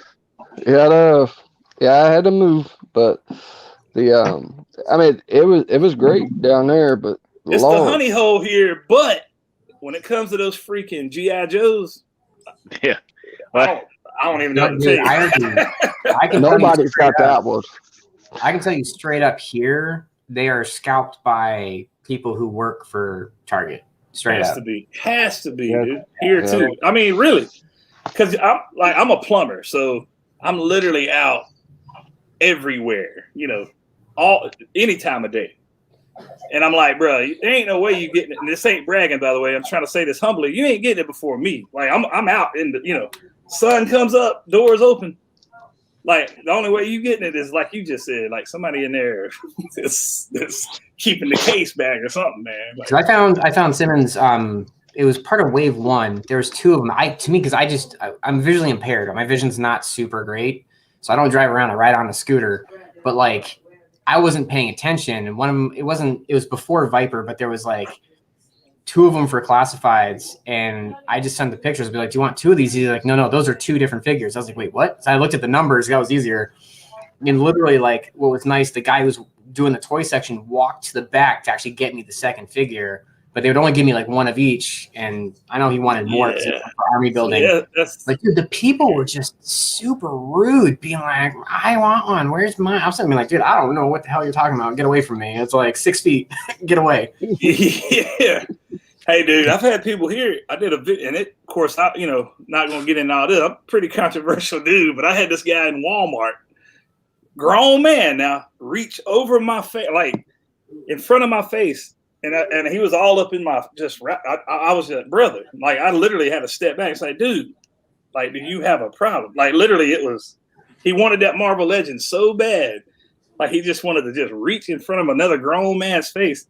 It was such a weird situation. I'm like, dude, like I'm not, if you want it, bro, like, take it. I'm 6'3". Most people don't argue with me. Like I walk around and people are kind of like confused. But like, I wanted to see the footage with T-Man with that Baroness. Like when he mentioned that in the second video, being like, he saw that. And I found a bunch of those for people in our group. I found 2 of them for Simmons, and I found them for a couple other people. But damn, from his little interaction, it sounded like that could have been really bad, because he literally, as soon as he grabbed both of them, he had somebody on his behind. Yeah. I remember that. I remember T-Man. Yeah, that's right. I remember that. I'm sitting there, oof. The only time I ever had anything like that was with the Zordon and Alpha Pack, but the guy was like, he seemed like he was like super disappointed. And he was like, are you gonna buy both of those? And I was like, yeah, I got one for me, one for a friend. The jokers. You're talking to a guy that's got 3 kids, and these suckers lying through their teeth, and they're like, well, my kid wanted one. I'm like, your kid didn't want this doggone. Well, get out of here with all that. When it came to T and the Baronesses, all I got to say to that is Thanks for the Baroness tea. It's part of Wilbur's fault. It was for me. And then Matt found me one. The next So day, I found one for $0. Yeah. Yeah. I didn't film this, but when I found 2 more Cobra Vipers, that same guy came down. There you go. What? Here it is. I don't think he knew who I was, but he was like looking around like, well, it says right here on BrickSeek or whatever he was using that you had 2 more. And I was like, oh, they're in my little basket. I put some stuff on top of the basket. He's like shuffling all his Twizzlers around. He's like, and if I'm not mistaken, one of those went to me. Yeah. So I don't know. Me and Parks one went to me. Yep. Oh man. I've done stuff at Walmart where like those shelves are really high up there. I'll look at something, I'll look around. I know people are looking at stuff, and I'll just like grab it. And I'll look at them straight up. And I'll be like, top shelf, and you're not Hey, getting man, always like, lay look it up. down and push it back a little bit, so it's just enough that I can get my fingers on it to pull it back. If someone changes their mind, like, do you need this? It is hidden. Hey, I'm telling you, I found this is back a couple years ago when DC Multiverse or Crappyverse is what we joke about back then before Todd McFarlane. It was the King Shark Build-A-Figure or whatever. Oh yeah, And I dude, remember that literally, somebody had tried to be slick. They opened a new case and they had them individually laid out, but kind of pushed a little bit so you couldn't see it. Man, I just happened to see I think it was Batgirl or something. I reached up there and like 5 or 6 of them. The whole wave was it was like that. You know that Hallelujah chorus, Yeah. Hallelujah. like a tsunami of action figures raining down on you. Yeah. Yeah. Went straight to my house. Hopefully, Yeah, not always always dust either, because those top shelves are gross. Oh yeah. for sure. I found the Predator and Green Lantern up on the top shelf in Walmart. You did, and you passed on it. When I watched that video, it was beat up. It was a pretty beat up box. I remember I that. did pick it up. I picked it up for one of my friends. Yeah, because Simmons that was on the list for the longest time, and I gave up. trying to find that. This guy, some of us hang out with Life with Brock or whatever. He found some stuff under his shelf, like because he actually saw other people doing YouTube videos of them, or whatever. There's a kid in New Jersey who does that. And Yeah, so Rocco. So he was like, okay, let me. And sure enough, first store he went to, there was some under the shelf. Anyway, these cats was like trying to blame him. Oh, why are you hiding stuff? And Brock's like, dude, what? Not hiding this stuff. Anyway, it was just funny. Found these 2 under the shelf. Yep. There you go. Yeah, Target's got to crack down on that because it's getting annoying. And I honestly, I think what they really should do is say, all right, let's just bring back layaway. If people are that desperate, let them put it on layaway. Hey, man, you're right, though. I mean, yeah. You'll take it back and put it on layaway. You don't have sometimes they wait for the clearance to drop. That's what. But then the clearance will drop all the way down to 0, and when they do that, then you can't sell it. They try to sell it to you for a regular price. Mm-hmm. Yeah, exactly. Or they try and just pull it from you completely. I've seen YouTubers like Rocco's the big one. He's the one that I've seen.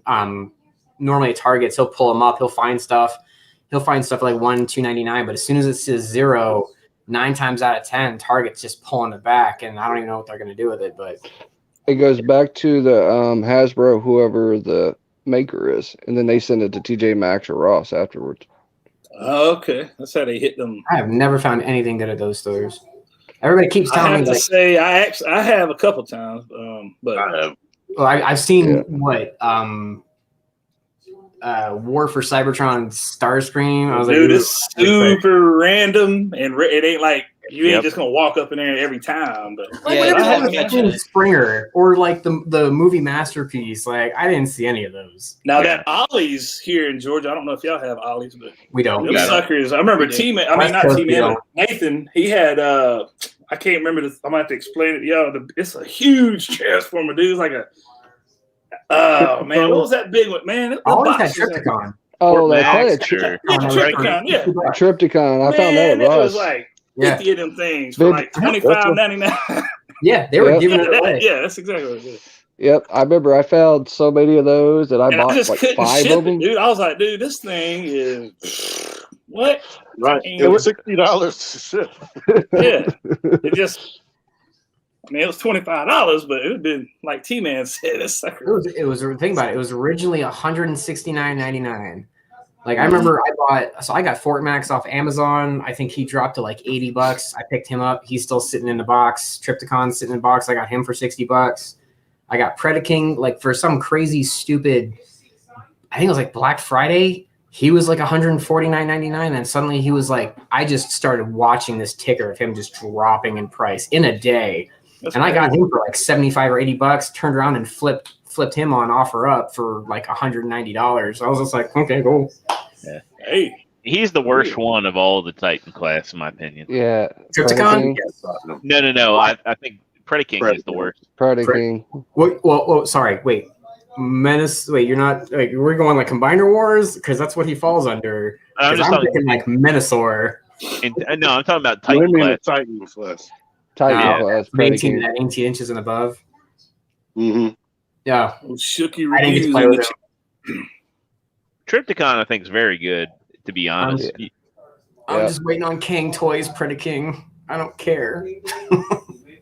See, when I found that though, I can't even remember if I even had a Transformer figure at all in my collection back then when that hit the clearance like that. I think if I would have saw it now, I would have just went ahead and got one. But big stuff. That's all that up there. Shug, I'm going to agree with you wholeheartedly that for Titan class, that figure was garbage. I mean, the whole torso section of him was like, it was made out of like really flimsy plastic, and then like God, like the two leg pieces, they looked like they had emergency inhalers coming out their backs. And that's why it's called Hasbro's. Well, that was the thing about those ones. He's not really a Titan in my mind. I mean, he's a combiner works to me. I mean, just like Devastator was. I mean, he's a combiner, you know. Yeah. But Devastator's a lot better though. Devastator was made way better. When you do the DNA upgrade kits or the perfect effect kits for that Combiner Wars Devastator, he looks really, really good. Yeah. The Unite Warriors one was really good. I mean, I sold that one. Takara's always going to do it better regardless. Well, now they won't because they and Hasbro are now doing joint efforts. Yep. Well, and that was the thing is like I had the Unite Warriors one with the upgrade kit, and then I got offered a Trypticon and a Fort Max for it, and so that made my decision real easily. So I traded that, and then I bought that. What was it? The Comic-Con one, the SCCC Devastator. I got that for $80. Yep. What? Hey, sorry to interrupt you. I just want to say Shooky. Since Shooky's in the chat, I want to give a shout out for him hooking me up with these turtles right here. Oh, hell yeah. You know what I love about that? Oh, yeah. So thank you, Shooky. But anyway. Is the articulated jaws. Bro. Oh, yeah. I know, right? That's crazy. And the fact that they have, like, that they didn't just reuse the movie heads. They gave them, like, the cracked out looking heads from the Coming Out of Her Shell store. Oh, man. Did their mouths even move during the tour? Yeah. Soft units. Come on, man. Oh, is that the Mutagen tour?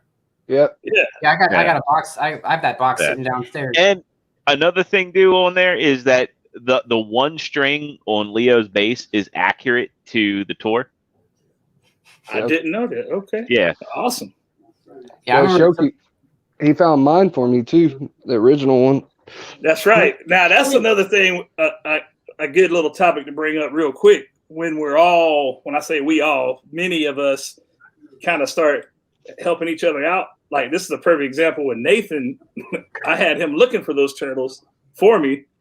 And then Shooky was like, hey man, if I find them, I said, yeah, go ahead and get them. He finds them like 2 seconds later. Nathan hits me and says, hey man, hey Dudog, I got these turtles, man. Come to find out, Shooky got. Why you make him sound like fucking menace to society? Like what? So I said, I just got them from him anyway. But it was. I got these cheeseburgers, man. What did you say? Exactly. You got these cheeseburgers. Oh man. I got the turtles with the pumps. I just put in the chat there. I just found Shooky's channel because of his Beats Box reviews. They're good stuff, man. He's trying to get me to spend a lot of money on that shit that I'm trying to stay out of. Those Beats Box things are awesome. I saw that Chinese dragon and I want it. Yeah, that's on my list. So like I want the alien. I only collected like Transformers. Like I try and stick to one thing and one thing only because like I'm just I would dive into so many things, and we all know Nate, and so like I got to know Nate through the game group and whatnot, and so like I just started finding stuff for him, and of course it started popping up on the YouTube channel. I was like, look, I'm getting so confused. Can we just like create a Google Doc, man? Because I feel so dumb. And next thing you know, I'll get like these random text messages. It'll just be like, hey man, I updated the doc. I'm sorry. And next thing I go to look at it, there's like 30 new items. I was like, what the crap is this? I'm like doing research, trying to figure out what these things look like, where I'm gonna find it. And I'm like, Brickseek this and Pop Finder this. And next thing you know, it's like I said, like that's just kind of like the way that things are like falling into place for us. Not to mention, like we have a few similarities. But it's just hilarious where we'll just sit there and he'll educate me on so much cool stuff that, you know, I got a greater appreciation for more than just Transformers, but like I'm fighting hard as nails to not dive into anything else. It's rough not going down rabbit holes. Oh yeah. Like I used to not like Storm Collectibles, and now here I am. Well, dude, I just met you, man. Stop trying to get me to spend money. I'm reading the chat. He's like, "Hey, the Chinese dragon's awesome. You need." I mean, when you see stuff like this, it's hard to pass. Yeah, Motaro. I was an early adopter for Storm Collectibles. I got the Ryu that first came out, and when I got that figure, I did not like it. You loved it so much that I ended up giving that thing away. Yeah, and then like everybody was clamoring over Hot Ryu, and that was around the time Street Fighter 5. That's the one I got. That's when I jumped in, the Hot Ryu, SDC, or whatever. It's the same mold though, and I wasn't a fan of the mold. And then I got the Figuarts Street Fighter figures, and like the Street Fighter, the Ryu from Figuarts was like a night and day difference. I love that fighter body. And I just had a bad impression of Storm Collectibles. I used to have a running joke with Storm Collectibles and you know, this Storm Collectibles song. If you follow our figure action, you know what it is. And then like the Mortal Kombat stuff came out. The initial Mortal Kombat stuff, I didn't like the sculpts on. And then they came out with the Ultimate Mortal Kombat 3 Scorpion. Like I thought Baraka looked pretty good, and Shao Kahn looked all right. Goro looked all right, and then like it was a night and day difference when I got it in hand. When I got I bought the Ultimate Mortal Kombat 3 Scorpion for Christmas. I got it. I was like, oh man, this thing looks good. And I ordered another one from Amazon, and that was it. Hey, T man. The ninjas look really good to me. With their proportions and whatnot. Yeah. They really look like people in a suit. Is Storm Collectibles I guess Zero characters, or is that someone else? Huh? Sorry, like I watch, like I have to watch, like because of what I'm learning from Simmons, I watch like so many YouTube videos, and I remember like Pixel Dan when he does like he goes like to toy conventions and whatever, and he was kind of talking about one company that it's one of the ones that does like I can't remember if it's Storm Collectibles, but they're kind of like really holding off from doing any like female characters. Like I'm trying to think them because they haven't really done it. Maybe yeah. I want to say kind of disappointed because there's Kombat female characters in Mortal Kombat. Yeah, it's like they have like Katana and Melina. They've shown them off, but they haven't released them yet, which is strange to me because they're like two of the most popular characters. Almost 3 years too, by the way. So we're talking like way back. Yeah, same thing with Dragon Liu Kang. Exactly. That's what I was going to bring up. Remember when they showed that one? They showed up Melina and Katana, and we still haven't seen them. I will say, I'm about to be half here because my food just came. So I'm gonna be listening. My food just came. So I'm gonna be half here. Oh, go ahead and feed yourself. That Motaro though, that's like one of the best values in you know. Man, I agree. I reluctantly passed on him today. All Time had one. I mean, that skeleton, Matt. Like, if you got that skeleton, you'd probably be playing with the skeleton as much as you'd be playing with Motaro. That's no joke. I saw that skeleton and I thought, you know, that would go good in a Black Series collection as Uncle Owen. Well, you can just get them on their own. Like they have 2 packs up and everything. Just burn it a little bit and put it on your old homestead diorama, and you could have Uncle Owen and Aunt Beru. That's what I did. I bought four of the Golden Axe 2-packs for that reason. Because I wanted a bunch of skeletons for my Evil Dead setup. Golden Axe, that was a great video game. You know what? The better version is the sequel, Revenge of Death Adder. Nobody talks about that. Oh yeah. I mean, these guys come with swords and shields and all fully articulated skeletons, man. That reminds me of Jason and the Argonauts. Yes. Yeah. You're absolutely right. Exactly right. I loved watching that. Well, what Zero was saying was Montaro, he comes with one of these guys. Yeah. I mean, but like a whole $110, dude, for that massive figure plus one of these. Yes. Yeah, the value is Which is crazy because you remember when Shao Kahn came out, he was 120. You know, and all it was him and the throne, and that throne's plastic. So it's a dog toy, is what it is. Yeah, exactly right. Like I like the fact it exists. I like the look of the throne, but like when you like get it in hand, you squeeze it. It's like a chewy dog toy. Well, and that's the thing. Is like I collect a little of everything. You guys know that. A little? Yeah. Just a little. I'm looking at your back shelf. I'm just like, He called You do realize I have 3 more shelves and a whole wall over here, right? We're still waiting. Okay, how many times have I asked you for a next YouTube video to kind of see your entire collection? All I saw was like, okay, I got 3 more Billies. They're gonna be full. I was like, I knew they were gonna be full. And I already filled them. You know, what I'd like to see Storm do is retool Motaro into Dora from Revenge of Death Adder if they're going to continue with Golden Axe. That'd be sick. They might be able to do it, but will they? I mean, Storm's not got the best reputation about actually continuing with things. They've done Death Adder, and they did Axe Battler. Yeah. But that's the thing too, is I say Storm should retool, but Storm outside of repaints and like the ninjas, I think Mortal Kombat and Street Fighter are the only places where they will do like character variations. Everything else has to be its own mold. Well, so far, yeah, that's about right. I mean, I looked at the Dimitri from Darkstalkers. I really liked it. Another good video game. You know, and so I'm still waiting for my Morgan any day now.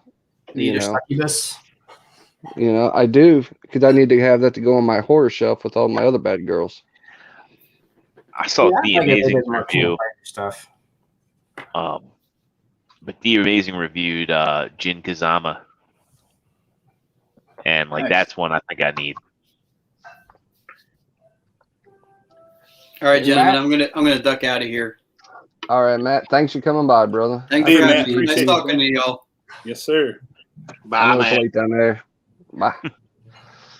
Matt was trying to get me to buy these bendable Winnie the Pooh type action figures that come. They're right up your alley. You'll love it.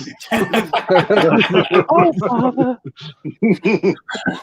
was like, no, I can't go on that website. When I saw the thumbnail, I was like, I might end up with 3 of these. What was the website? Xi Jinping does yoga.com. Let me see. They had like a weird name. I don't know if you should be going to those kind of websites, T. Well, let's get Plastic Attic in here. Let's see. We'll turn this into an intervention. I know, right? Hey, I sent the link, so hey. They're called like Nuimos. Nuimos. Plastic Attic gotta get his apple juice first.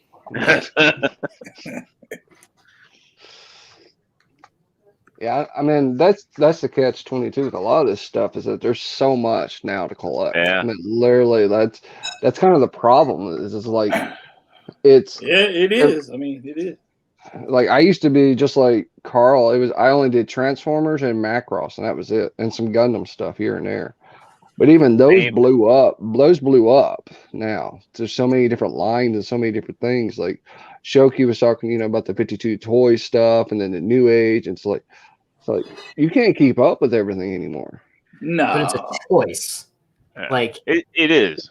If you want to, like for me, like I'm really doing my best to stick to Masterpiece. But even then, thanks to you, I now have Flame Toys, and I have 3-0 thanks to you, and I don't regret it. But it's just like I would love to get things like statues or the 1 1/4 1/6 scale things of like anime series that I like, or the video games. Like if they did some of the stuff from my favorite video game growing up, which is King of Fighters, or like the demon armor or the Berserk armor from Berserk. Like I like stuff like that.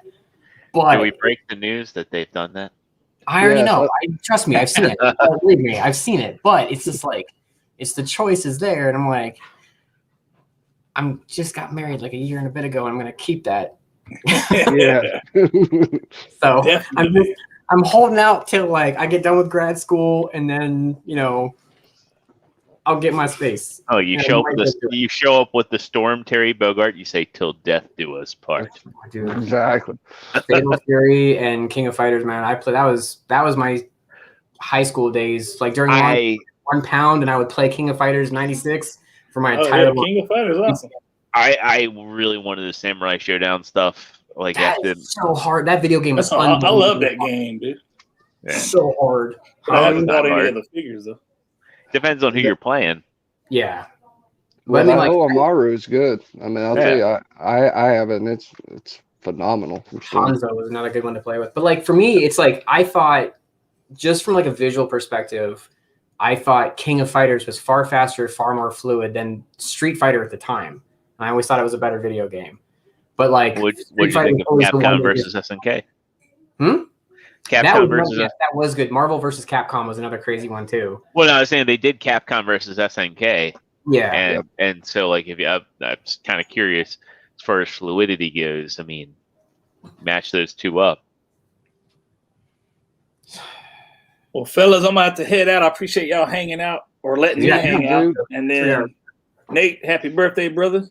Thank you, brother. Thank you, dude, for the invite. Had a good couple hours with y'all, so head on out of here, folks. Appreciate you. Take it easy. Right. Have a good night, dude. Have a good night, man. Thank you. I was strictly Transformers until I happened to see the Winter Soldier, Marvel Legends, Black Widow on Artemis Prime, and I was like, if I ever see that in the store, I'm going to buy it. And I bought it. Then I was like, you know what? I like Spider-Man. And then that Amazing Spider-Man was like, I was like, this is the best action figure I've ever had. Then I wound up with Captain America in the blue suit. Mm-hmm. I thought I thought every Marvel Legend would be like that. I found quickly that I was wrong. It's funny though. Like when I met you, I thought you had been collecting Marvel Legends since like the Toy Biz days. Oh no. I used to look at them really intensely. Now I do have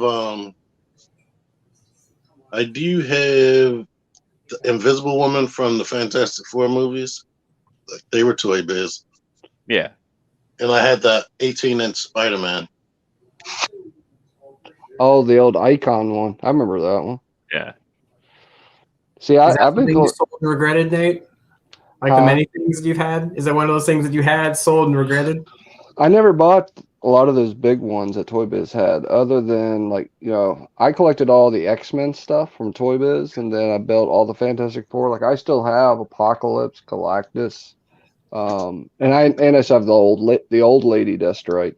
But once Marvel came, or Hasbro came out with their Legends, they made it real easy just to get rid of all that stuff, because there's newer versions out with better articulation, and they actually look a lot better. And they don't do this with their hands.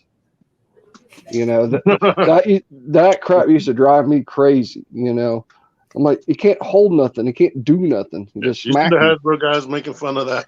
I did. I saw that yesterday. That was funny. And it's funny because Dwight actually used to work for Toy Biz with them. So. I don't know, this last line of Transformers, was it Dinobot? I don't know what was up in Dynamo hands. Like I don't know what their creative design team was on that one. I'm sitting there being like, no. I wasn't really excited by many of the reveals either. I mean, Beast Wars wasn't a big thing for me. Like I didn't like back then. It was Reboot was like that first CG, and then that came out, and I just didn't really get into it. Just didn't do it for me. I know everybody says the plot was great, but like for me, I'm like visual first, and then like everything else can catch up afterwards. That was the thing in like 95, 96, that stuff was like hella impressive. And then for me it was like the visuals brought me in, but then the story was like what really won me over. And then when it connected back to G1, that's what got me. With the golden yeah, well, not even that, but like Ravage showing up and then eventually them going on to the Ark. Season 1, the Vok present Optimus Primal with a vision of Unicron, and that like shakes him to the core. And that was like, I think that was the first moment. That and Possession, like Possession's the episode where Starscream possesses Waspinator. Like that got me because I was like, wait a minute, this is the same. This is a continuation of the Transformers I knew. And that was the hard part for me is I never saw Beast Wars, the original Beast Wars first. I saw Beast Wars 2 and Beast Wars Neo first. So I had no idea what was really going on, And I think that's the problem is like when you're displaced, from watching what's mainline to what was being shown where you're at, where you live. Just so like Carl, when he's lived in England, we watched what was shown, So when I went back as an adult and finally watched Beast Wars, a lot of that made sense, that, hey, it isn't a continuation. It predates G1. Right. It does both. It does that sequel prequel thing. Yep. And that's what drove me nuts for a while. Yes. And back then it was innovative. It was. Yeah. For me, I saw the pilot, the first 2 episodes, and then I had no clue when they aired and whatnot. I used to just randomly see certain episodes, and I remember the Inferno episode. I like that, and I did see the one where Cheetor was asleep and he was dreaming about Cybertron, and they showed Starscream flying jet mode. Yeah, I thought that was cool. But when I bought Rat Trap, that's when I first started collecting as an adult. Transmetal Rat Trap. I got the VHS from KB with the first 2 episodes of season 2, and I was like, that's when I really got hardcore about finding out what the air dates and air times was, so I could see the rest of the series. Yeah, because when you missed Paramount them Channel on TV, you missed them. Yeah. We had the VHS in England. We had to buy the VHS. So like for us, like if I was gonna get a Transformers toy, I had to go to Woolworths. If I was gonna get Teenage Mutant Ninja Turtles as a kid, we had to go all the way into London and go to Harrods. They were the only ones that carried like TMNT and stuff. So like for us, VHS, like waiting for those tapes to show up to get a couple of episodes. Like I remember we had all the VHS all the way up until like season 4 with like the Headmaster. So that's where things like stopped with me, and I couldn't get into like I've had friends try and get me to watch like Armada and all that stuff, and I just can't. Like I just laugh. I gotta ask though, gaming wise, were you Mega Drive? Oh no, it was not. Well, yeah, in the UK and Japan, it was Mega Drive. But the thing is like Nintendo actually didn't have that big of a following in Europe. In '86 I moved to England. In '87 I moved to England, and then that Christmas, along with getting diabetes, we got a Nintendo with the robot. And so I've been an NES fan for years, but like nowadays I'm so far out of it. Like I just have like the NES Classic with modules on it. But I mean, I had friends who had like Genesis and whatnot. But yeah, I'm like an original Nintendo fan. Like that's what I grew up on. And if it wasn't gonna be Nintendo, then it's like for me arcade style, it's Neo Geo. So those are like my 2 factions that I go with. But yeah, I do remember the Mega Drive. I do. We had a place called Daniel's as a department store. That's where we had to go to get our Nintendo games.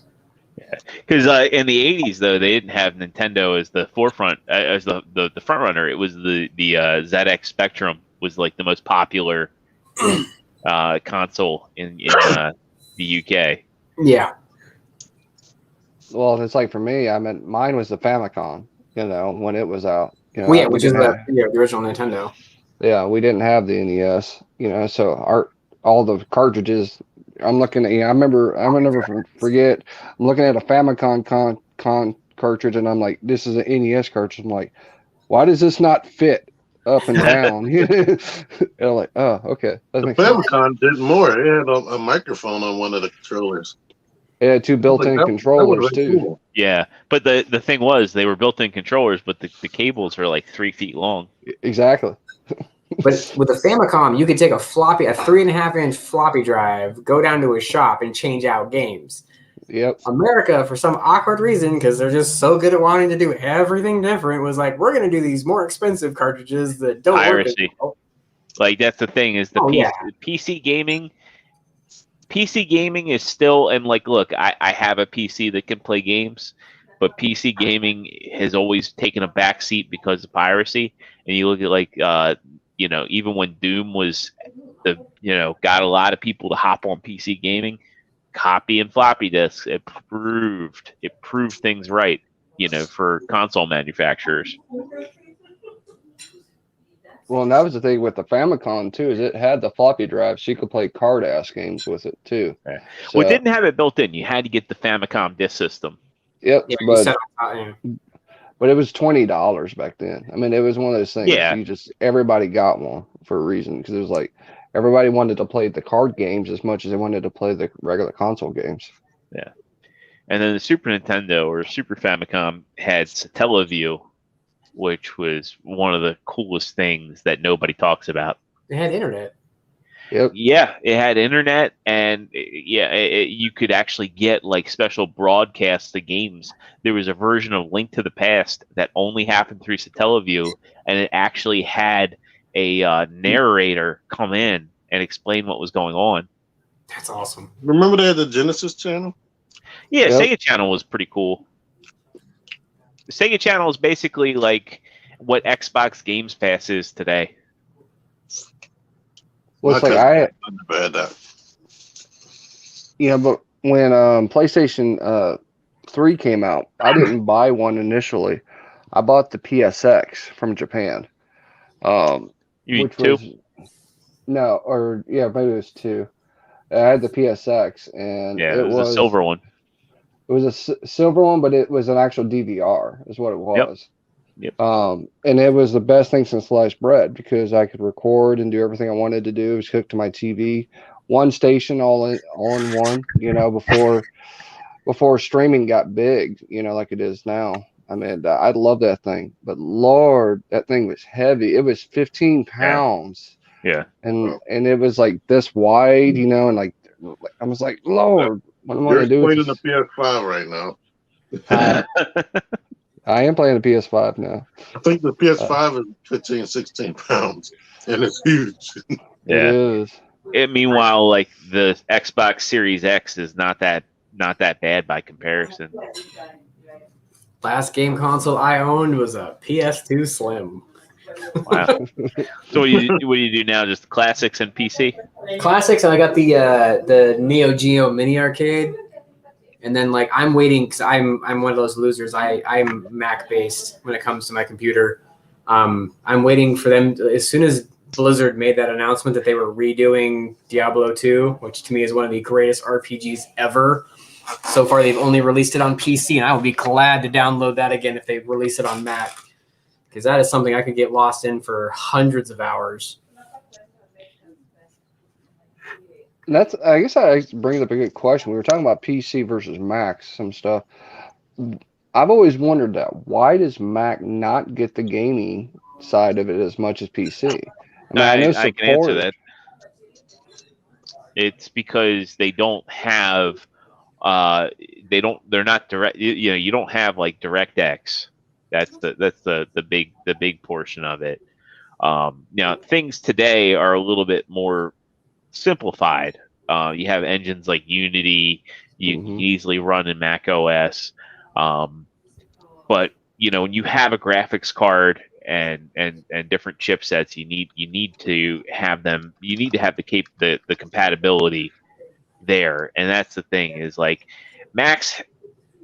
They're pretty capable when it comes to processing power, but they don't really have dedicated graphics chipsets, and that's the big problem. Yep. Well, but you can get around that though.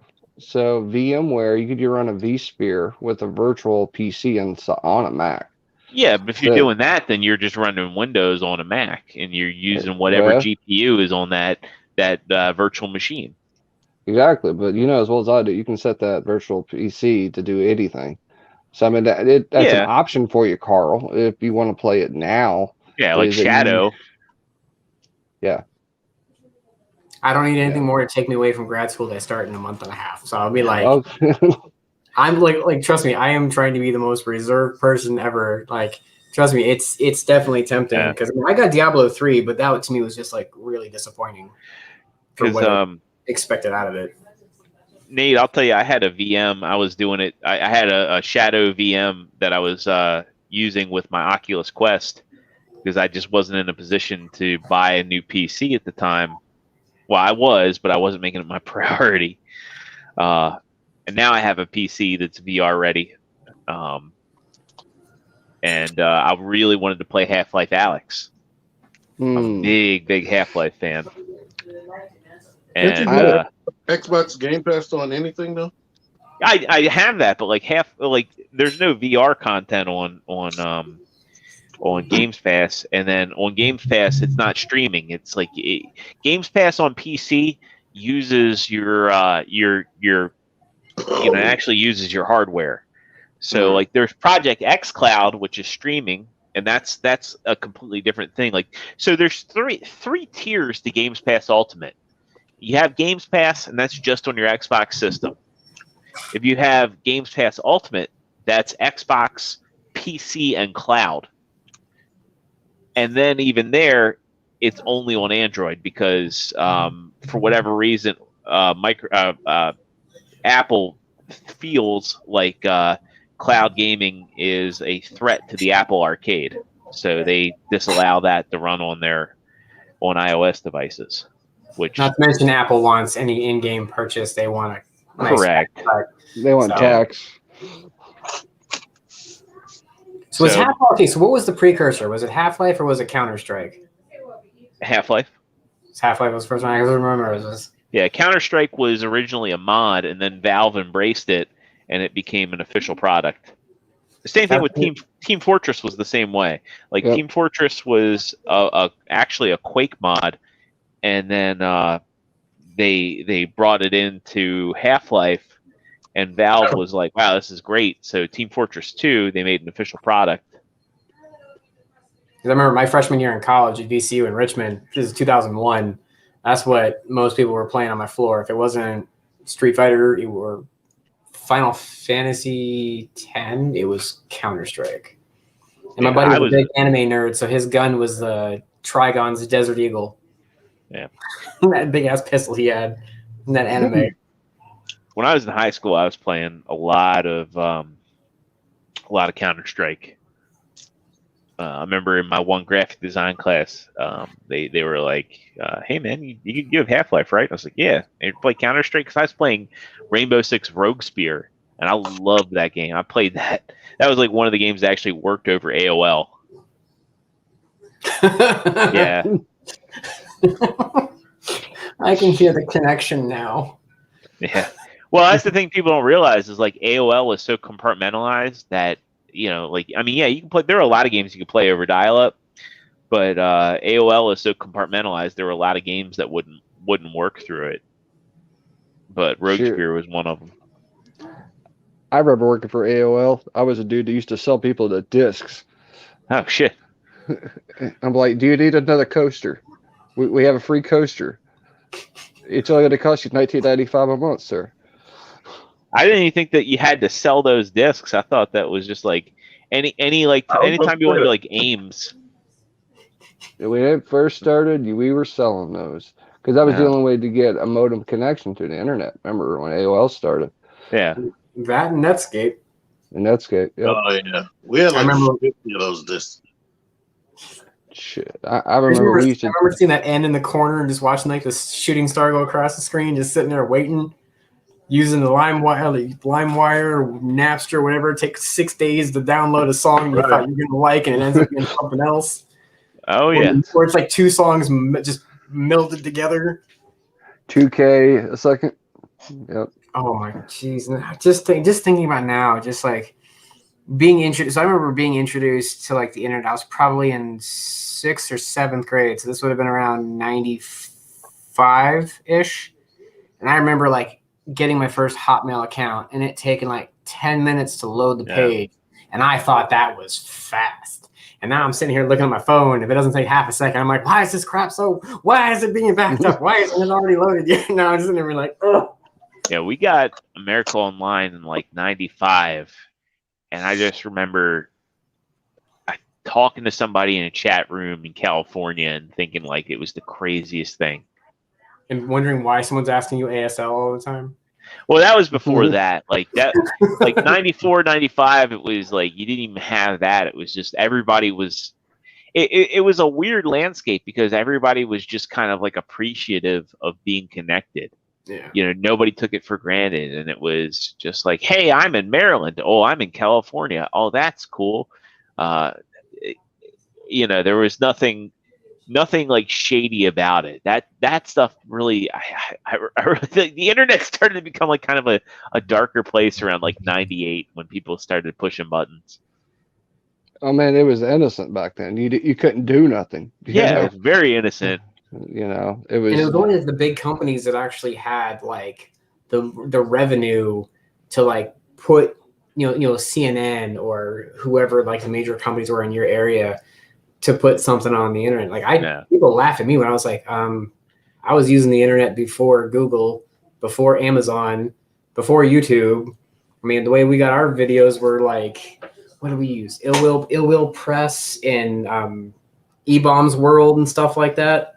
Yeah. And it's like seeing where things have come from. Now everybody's got on our phones preloaded. You've already got YouTube, you know. I think I had this conversation with you, Nate. Like I was talking about like when I used to work for Verizon and I was selling phones, and like when VCast came around, and it was like VCast and watching videos on your phone was all advertisements, and it was like people. It's funny to think there was a time when the novelty of having video on your phone was so high that you got a kick out of watching ads. Yes, I remember that. I mean, it was bad too because of the cost. Yeah, you know, it's like I mean, you think the long distance. I mean, if you think about that in an aspect. So back then, you were spending money on the modem, you were spending the rental fee on the modem, the cost of the actual internet service, and then you had your mom yell at you, "Get off the internet! I gotta use the phone." Yeah. Well, do you remember like so? I think when I moved to the States in 2001 from England, so I didn't not exactly the greatest year to move to the States, but like a couple of years later, so like 2004, I got my first cell phone and I used T-Mobile because it was part of Deutsche Telekom in Europe, one of the few companies with a SIM card. And I got the T-Mobile Sidekick. It was like my first. Or I had the Nokia Brick, the first one, but like when phones started getting better, I had the T-Mobile Sidekick, and it was $9.99 to download GPS. And it was $9.99 a month to use that GPS. Yep. 9 times out of 10 did not work. And now it's free. I remember. I remember anytime minutes. Oh, yep.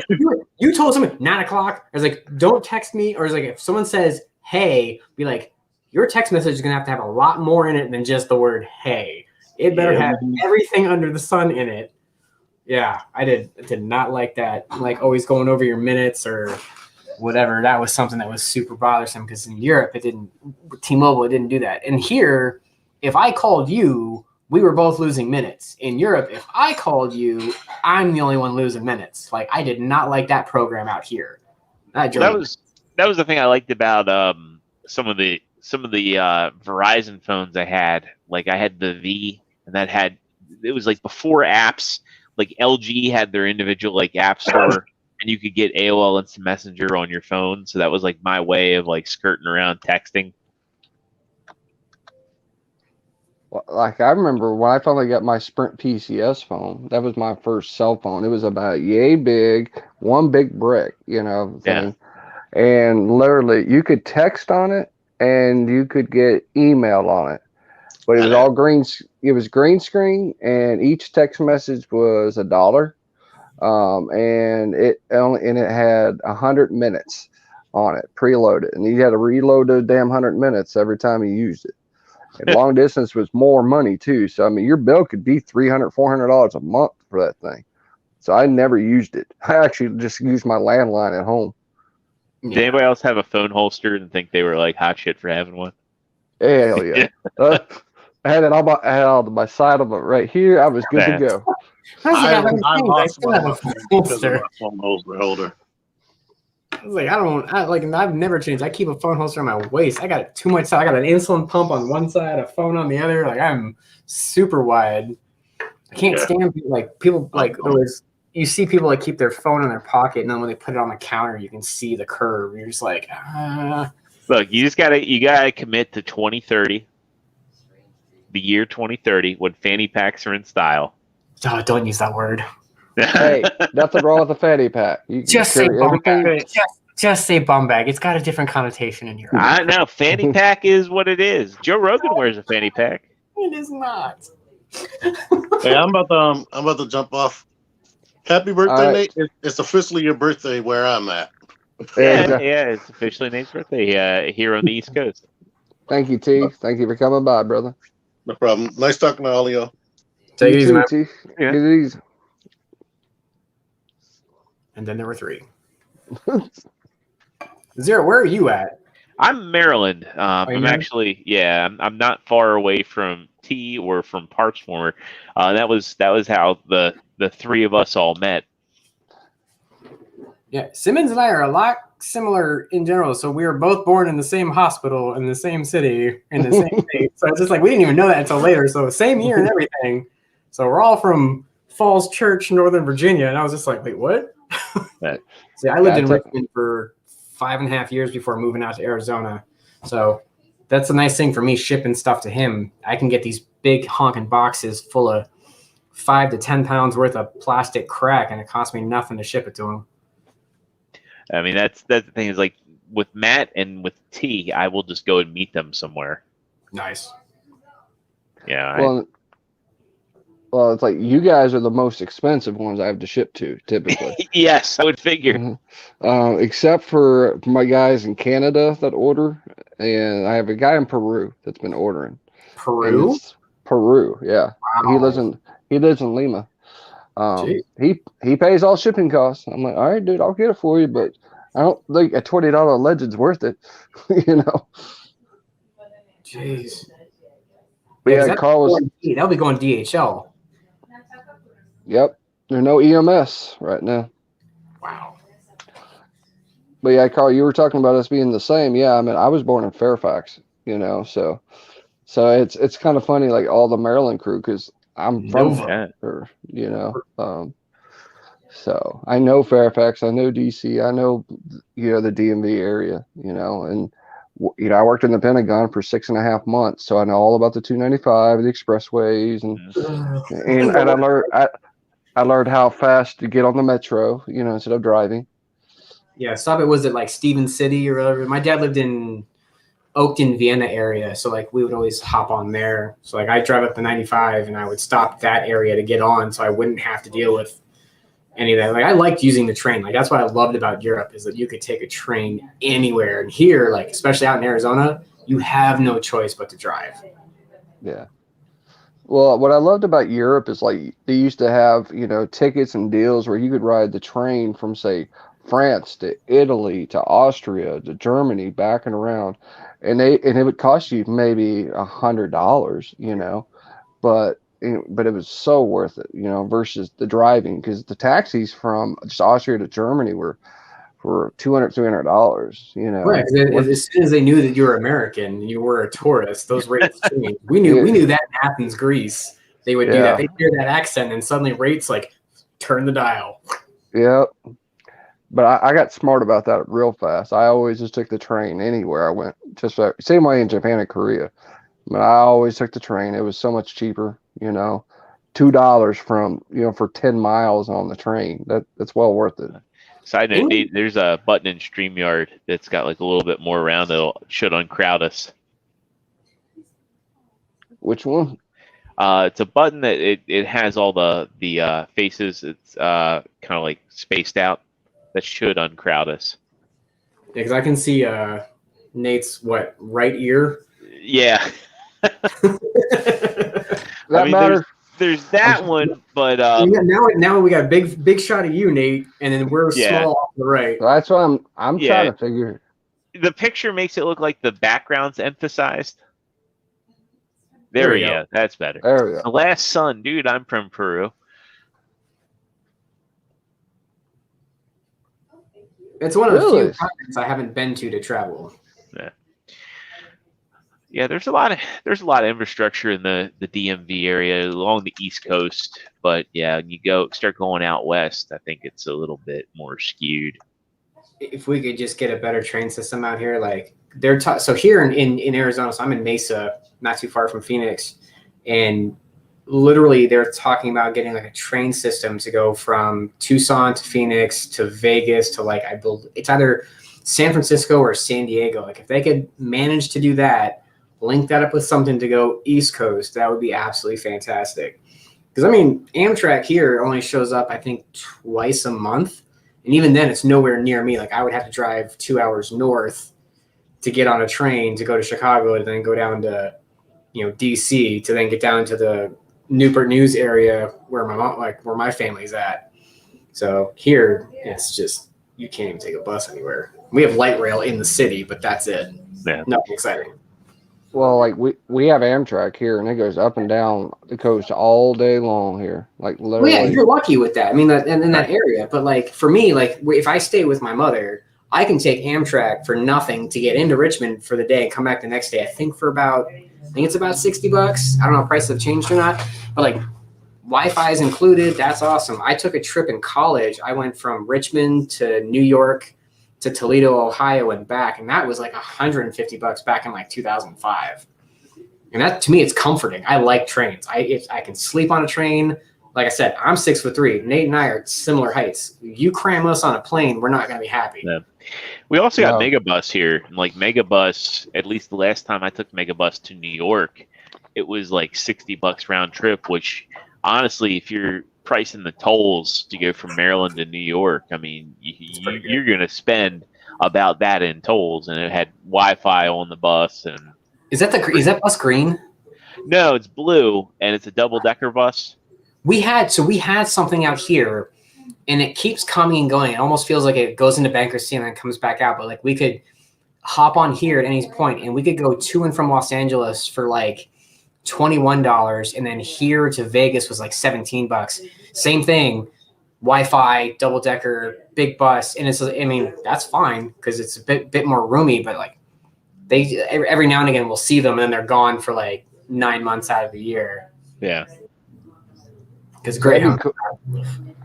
I was gonna say, I mean, I used to take Greyhound from Tucson back to home in Kentucky. Wow, and that's it's a long trip. It's a 2.5 day trip. It's a long trip, but I drove when I moved out here before I lost my vision. I drove from Richmond to Fountain Hills. That was not fun. So doing that on a bus with a bunch of other people on a lot of stops, that's a lot of stopping. It was a lot of stopping. Like literally, I drove from Georgia to here in California in 3 days. Wow. And that's with kids and a family. But I drive 12 to 13 hours a day, so I mean, that's catch 22 is like, I stopped in Texas. I stopped in Arizona. I usually stopped in Yuma and then from Yuma to here. Yeah. For me, when I left Richmond, my first stop was in Oklahoma. I think Oklahoma City I stopped. And then I basically made it all the way to the border of New Mexico in Arizona where I stopped, and that's where I slept like the most. And then I made it to Fountain Hills. So it was 2.25 days, but I would never do that again. I had lower back pain for like a week. It's not something I advise anybody doing. And I was using the 40, and that speed limit's 85 miles an hour. And if you're not a semi truck, then you shouldn't be on that road at all. I will say, like, my personal opinion for anybody listening is that like Virginia is like one of, and it's not a slight against the state, but it's one of the most, you got to be an aggressive driver to make it through that state. Yeah, Florida. Like Florida, they have some sixth sense going on. They the light hasn't even turned green yet. They're already laying into the horn on you. Oh yeah. But it's like that here. It's like Maryland and Virginia are like that too, where you gotta be on your toes that when the light turns green, you gotta wait for the last 5 cars to run that red light. Yeah. Yep. That's definitely Nova. Yeah. My buddy that lived in Florida for a little bit, he lived in Winter Park, which is like outside of Orlando. And I remember, going and visiting him, and it was the same way in a crosswalk. Like, cause like when I came down and I vacationed with him in 2006, and it was like light would, the crosswalk would say, okay, walk, and you better damn wait for the next 3 cars to run through. Yeah, because they were waiting for that yellow to turn red, then they're going to go anyways. Yep. LA's the same way. LA is bad. I mean, literally from my house to my hotel should take 3.5 hours. Usually takes 4.5, maybe 5. Because the traffic's so bad. And there's always some idiot, following too close, not doing the speed limit. Or my favorite part is when there's an accident on the opposite side of the highway. Somebody wants to go look and not pay attention and cause another accident in the same road I'm driving on. It's like, come on. I will say, when you come up for TFCon Baltimore, though, like Baltimore, at least for all the issues Baltimore has, it's a pedestrian-friendly city. Thank the Lord. LA is not. Yeah. London was nice that way because like the speed limits are only like 15, 20 miles an hour. Like you can't speed through anywhere. Yeah. So like it's not hard to, well, out here you've got jaywalking. It's England, just crossing the street. But yeah, here in Arizona, we've got so many people from so many different states. So just decided to bring their own laws here. Yep. Well, that's how Maryland is, because all the government jobs, like you have people coming in for the BRAC, and then any government job you want, it's going to be in the Baltimore, D.C. metro area. And, so you get a lot of people with their own interpretations of the rules of the road and how to drive. And, there's no cohesion. Meanwhile, when we go vacation, my girlfriend's family likes to vacation in the Carolinas, and I go down there, and it's like heaven. With the Outer Banks, like everybody else? No. It's Sunset Beach. It's the most southern part of North Carolina. Is Carowinds still around in North and South Carolina, that theme park? Not that I know of. Oh, geez, man. That shows you how old I am. Damn.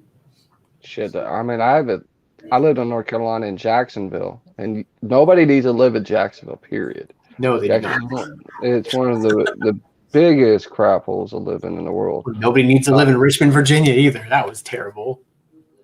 But I remember I drove through there after like 15 years of not driving through there and realizing I need to turn my ass around and go back home, because it was just so bad, And it's kind of sad to see like roads, like, you get destroyed, like they just don't care, and I don't know if it's how you guys' roads are, but ours are terrible here, like watch out for that gully in the middle of the highway. You get snow though. You live pretty much close to the mountains, right?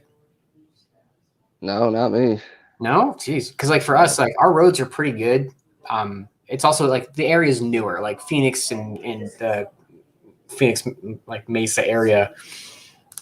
Roads aren't bad. They just have to be something that's like either super congested for us to have them break apart, because we just get 115 degrees where it smells like the tarmac is remelting, but we don't have to deal with like a ton of rainfall. Nothing's got to freeze. Like Virginia potholes, you can lose an entire car and then see it when they pop back out and just keep going, broken rims and all. I'll tell you where potholes really come from is you get a little bit of snow on the ground, you get overzealous plow drivers. Now, look, I don't want to discourage anybody out there, plowing, snow.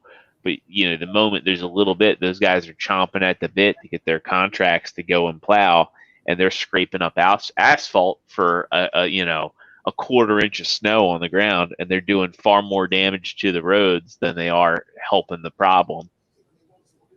Yeah, a little bit of salt would fix it.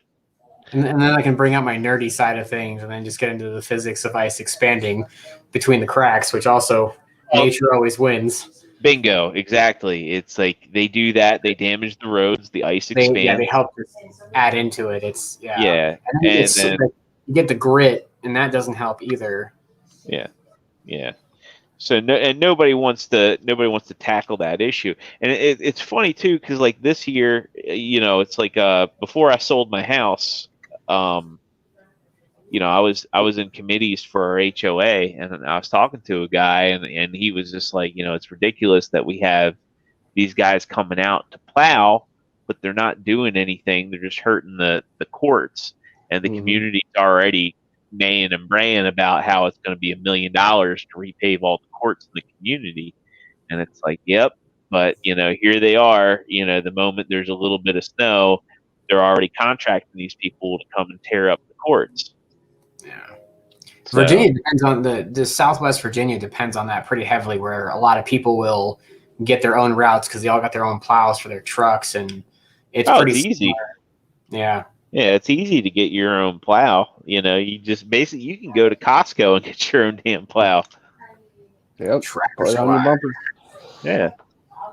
Well, it's funny. It's like when I lived in Tucson, they used to have a thing called the dumbass Arizona laws.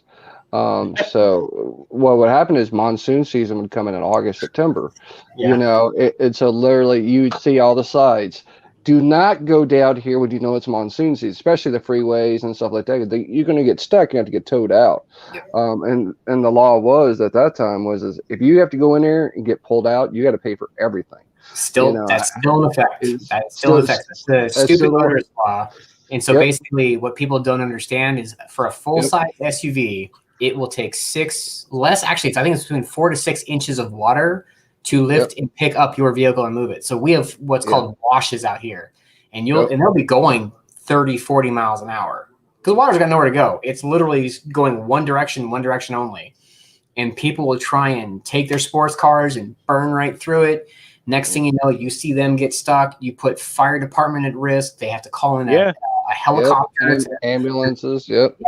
It's so much money. People get stuck with $40,000, $50,000 bills at minimum, and their insurance won't pay for it. Yeah, it's stupid. Yeah, where I lived in Fountain Hills, they would put out cones, just telling you go find another route. Don't do it. Exactly. And every year, like clockwork, someone's going to do it, and someone's going to be put in danger. Well, that's like with infrastructure. I think one of the most important things you can have is have a good internet infrastructure. So when you have bad weather emergencies, you don't need to have people come out and go to their office. It's like, okay, we have the internet infrastructure where you can work remotely, and we're not going to risk it because it's not just safety for your workers and giving them the opportunity to not have to. I mean, there's multiple facets to it. Like aside from the fact that people don't have to risk their lives, put the state, emergency workers and first responders on the line. You're also getting people less sick, less frequently. Hey, I'm not feeling good. Work from home. I don't know about working this weather. Work from home. You're putting less people on the road. Less people on the road means, okay, we might have a weather emergency, but the people that work in an office are now not out on the road, and the people that actually do need to physically be somewhere, they're dealing with less traffic, meaning there's less probability that they're going to get into an accident. Well, and that's the thing is like, if COVID's really proved that. I mean, this last year, I mean, a lot of us are, we work from home. We do everything from home. I know, Carl, you have to go to your job site occasionally. Yeah, once a week. But it's that convenience of, okay, when COVID first hit, like for example, LA, I would drive from here to my hotel in 3 hours. 3 hours flat. There was no traffic, hardly ever, no accidents, no nothing. And because we were working from home, no problems, work office was great. Now that it's a free for all again, we're putting so many people at risk for things that don't need to be put at risk, and especially like Zero, me and your job is similar. We do something similar. We can do all of our work from home. We don't have to physically be in an office for it. So there's no reason why they shouldn't do it. A lot of jobs are going to that work from home mentality because they see production didn't drop. Production value of people Went at up. home did. It Yeah. went up way higher because guess what? A lot of us can work more when we're at home versus the 2 hours or round trip Yeah. to the office. They realized that people turn their commute into their morning. Yep. I mean, good example. I start work at 6 o'clock in the morning and I get off at 4:30 in the afternoon. So I'm talking 10 and a half hour days, whereas if it was my normal go to the office, 8 hour day, so I'm giving my job 2.5 hours extra a day for free, literally for free almost, Yep. Now granted, Yeah, I'm they got- salaried. Right. And that was what I was going to say is they got salaried workers by the balls. Yep. I mean, you look at it in the sense too that but having that extra time in the morning, it means that more people are actually getting adequate sleep, or they're happier because they get to spend more time at home with family, because the work mentality is the fact that we're working 55, 60 hours a week. And when you get home, there is no time to decompress because you're either trying to shovel your face full of food and go to bed. This has been something that's helped out a lot. I work in education, and it's not quite the same because, yes, it does help to do a lot of stuff from home, but in the education sense, not everything can be done from home. There are some downsides to it, though. And, look, I'm happy doing what I do, but because everybody's doing it, like Nate, I have to do more. I do solution architecture for a major utilities company on the East Coast. So my days are now 7 to 5. And, I'm not griping about it because it's not that bad. And I do get breaks and stuff. But the thing is 5 o'clock rolls around. My girlfriend gets back. She's a healthcare worker. So it's I got to start working on dinner. And I don't have a time.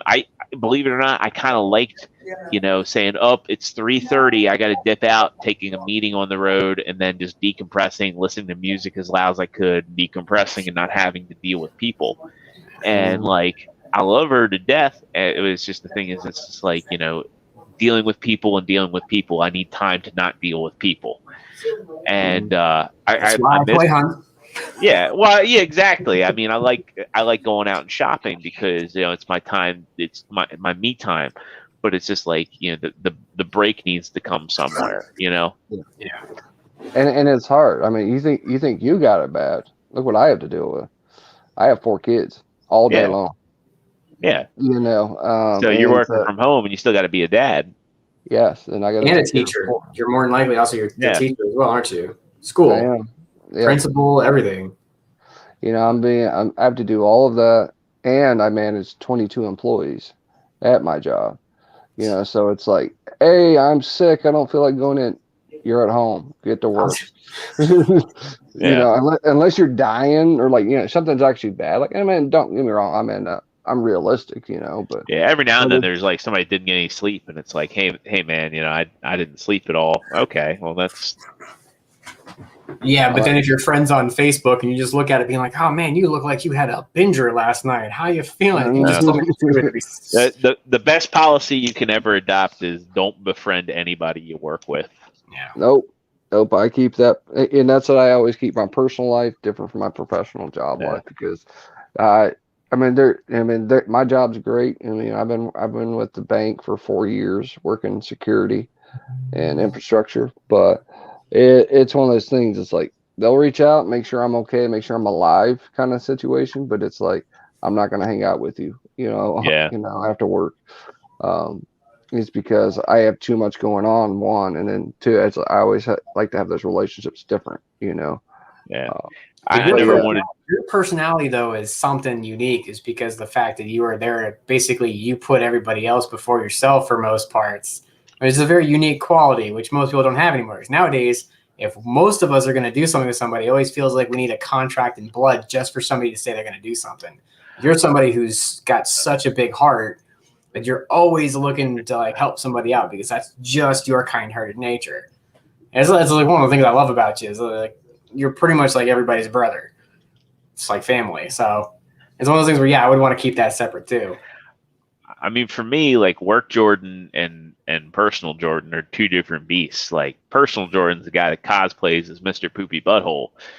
Work Jordan is somebody that's like completely cutthroat and will, you know, I'm basically Patrick Bateman at work. I don't want anybody knowing that I cosplay.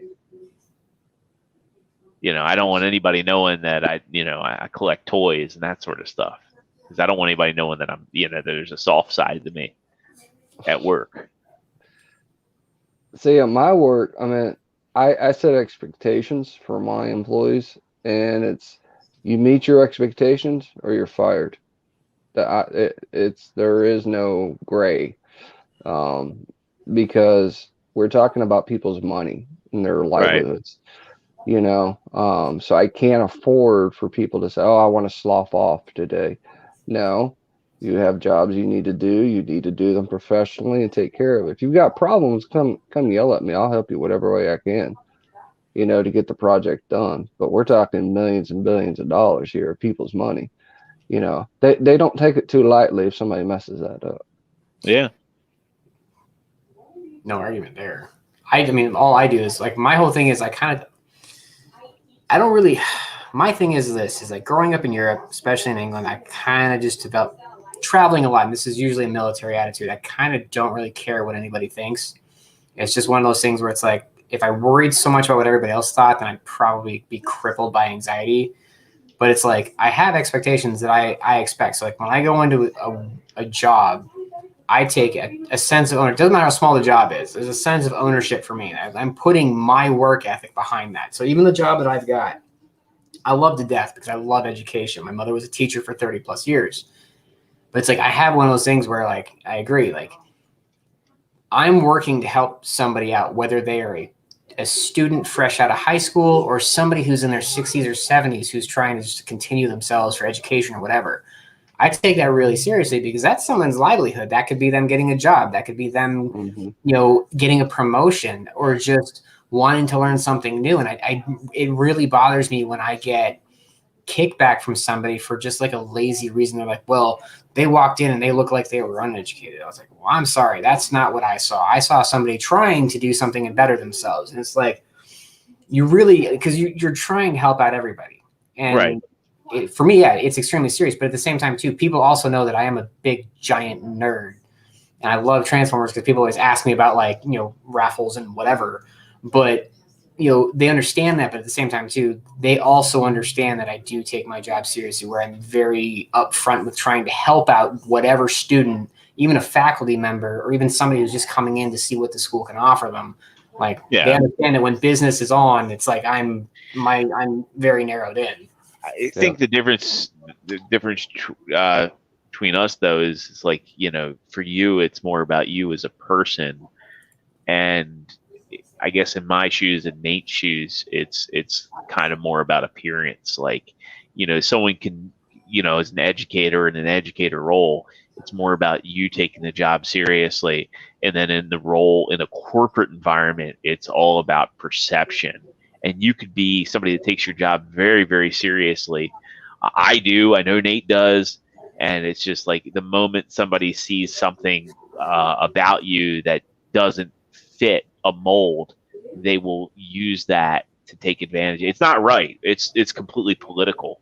Yeah. And it's like I said, you know, somebody saw me in spandex and you know, a big like you know, a big foam thing on my head, like they'd be like, oh, suddenly this guy is not as intimidating as I thought he was. Yeah, and that's the thing, like for mine, like at my office, literally it was covered in Transformers and stuff like that. Yeah. Everybody knew I collected Transformers and they knew I run a toy business. But that's where it stopped. Because there was it's a professional versus personal nature. Like for me, it was like, yes, I enjoy this stuff. It keeps me busy while I'm sitting there trying to work through the day. But at the same time, that's never the priority. You know, it's like everybody at work knows I'm there to work. I'm there to do my job, because the decision that I make affects other people's lives. You know, so it's funny. You know, I've seen people saying like, "Well, those jobs don't really matter." So, well, no. Let me educate you a little bit on things. there are things called policies and requirements, and without those policies and guidance and requirements, Zero can't go do his job. I Right. write those things. I write those things. The same thing with you, Carl. I would write policies for your job to say this is what you need to do as an educator, as your curriculum. Like I've written many a curriculum. I used to be a teacher.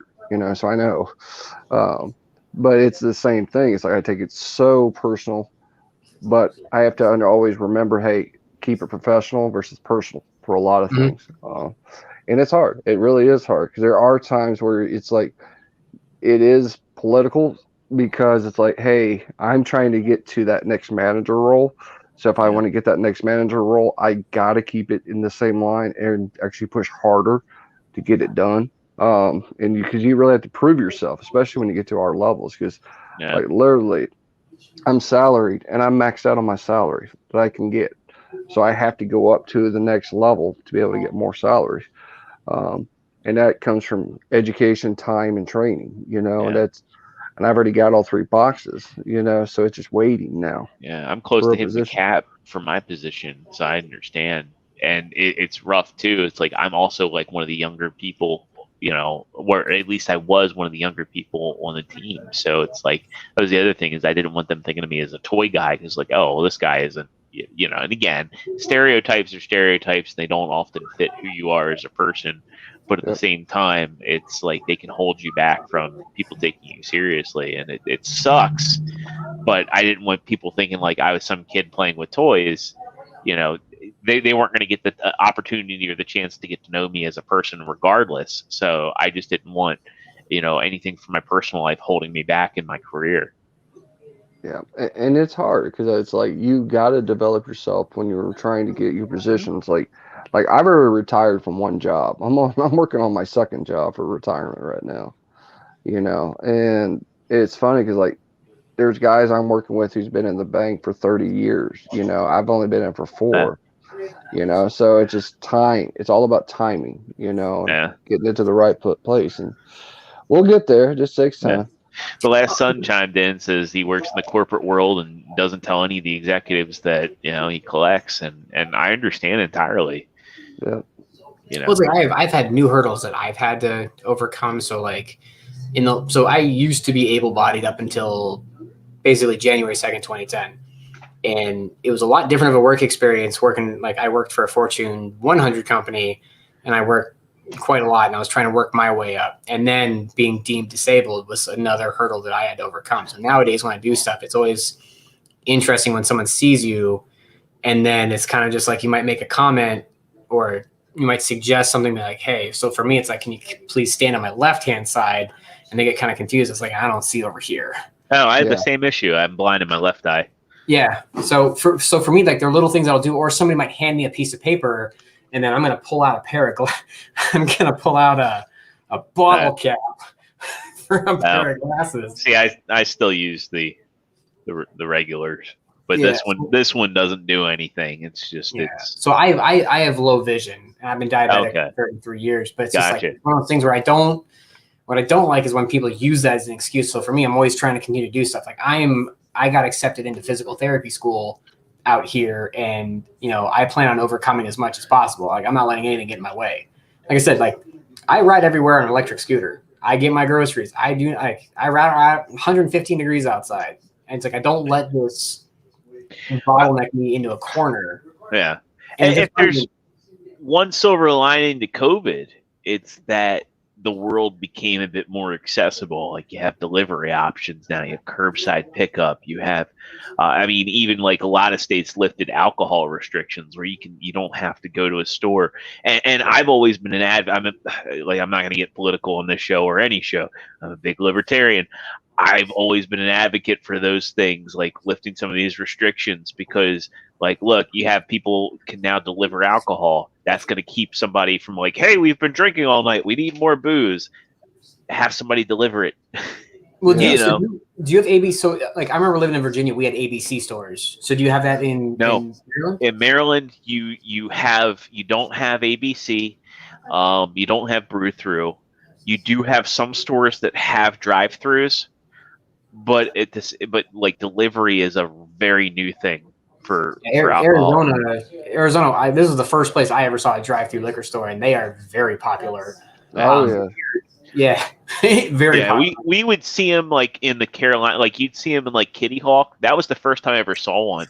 In fact, matter of fact, in Maryland, grocery stores for the most part, there's county provisions because a lot of politicians own liquor stores, so they want it so that like you have to go to the liquor store to get beer and wine and liquor. Like most other parts of the country, you can go to a 7-Eleven and buy beer or wine. In Maryland, no, there's like it's like in Anne Arundel County where I live, it's only 2 stores are allowed to sell beer and wine. 2 grocery stores are allowed to, and every other has to be a liquor store because the liquor stores then suddenly get all the money. You know, versus like going to Safeway or Giant and like, oh crap, I can use my club card and I can get Coors Light, a 30-pack for $15. Hells yes. You know, no, you're restricted to going to the liquor store to do it. Yeah. Well, so here they lifted a law. It was probably about 9 months ago to where now if you did like a DoorDash or whatever, and you wanted to order, say, like a margarita, that they were actually doing those to go. Or if you did pickup, I was blown away, being like, wow, at least you're staying home and you're not driving. Right. Right, well, exactly. But it's funny, like where I lived at in Kentucky, my county was a dry county. So no alcohol allowed at all, period. If you get caught with it, it's considered bootlegging. You know, so wow. And it was a federal crime. And then I guess about 3 years ago, I guess they finally lifted that law. And I was like, man, I remember we would drive to like an hour away to go get beer and bring it home. And then it's like, and then you have to go turn around and go do it again because you were out. And you're like, that's why you would just buy like 3 cases. And we're talking not 12 packs, we're talking 24 pack. That's what I consider a case, you know. And we're like, how old were you when you first went international?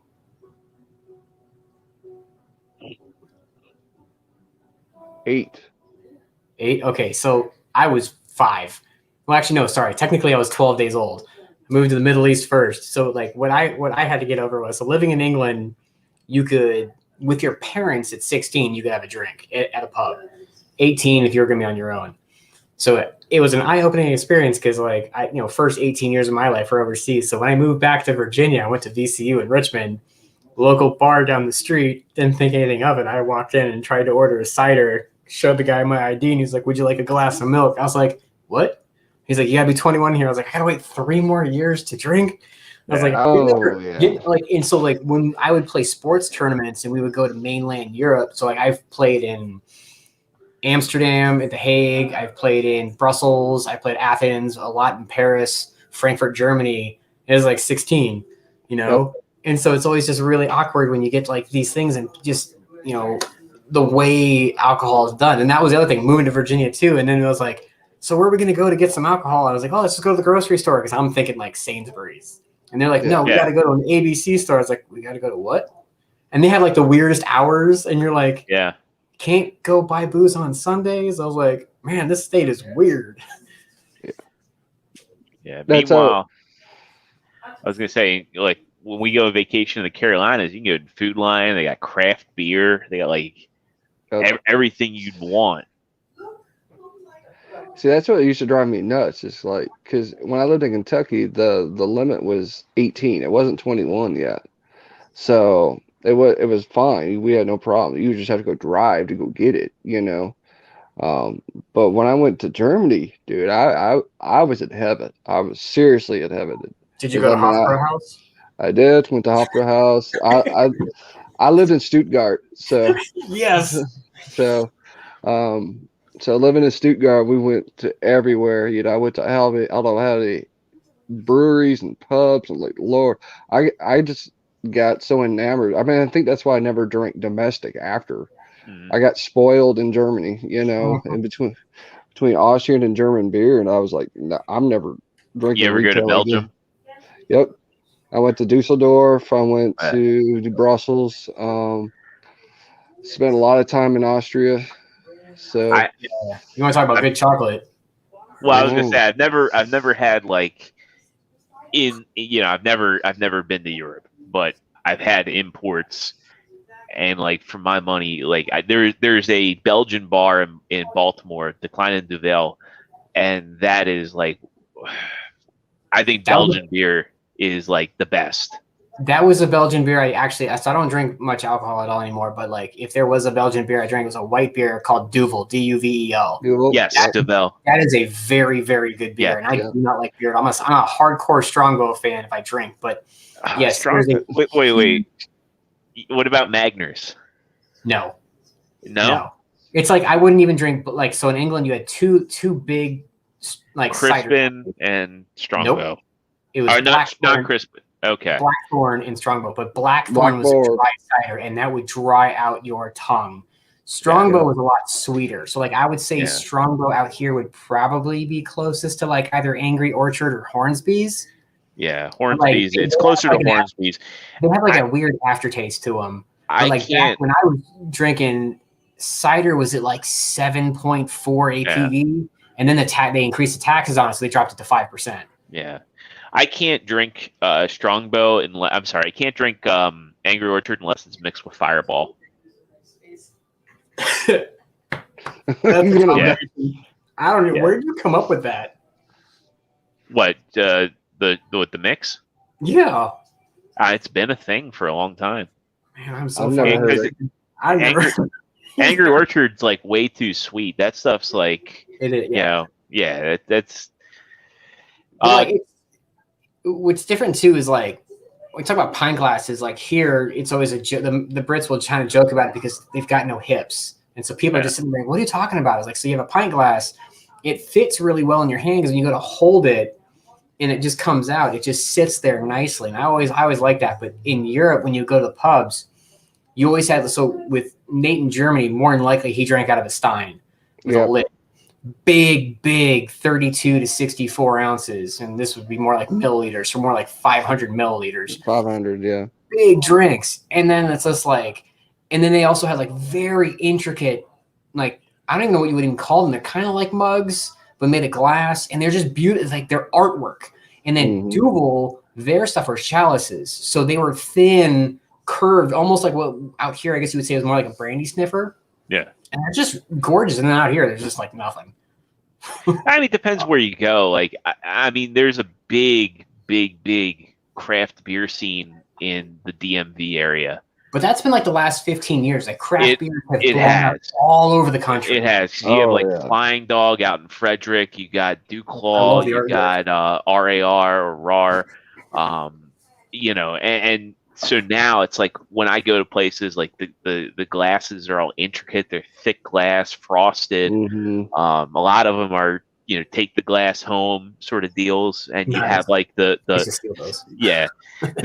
thick glasses that like kind of remind me of like the Batman Forever glasses you got from McDonald's back in the day. Oh yeah. Yeah, we got a lot here. I mean, between Firestone and Rogue, and Rogue's great. I like Rogue. My favorite has been Figueroa Mountain. That's been my favorite one here.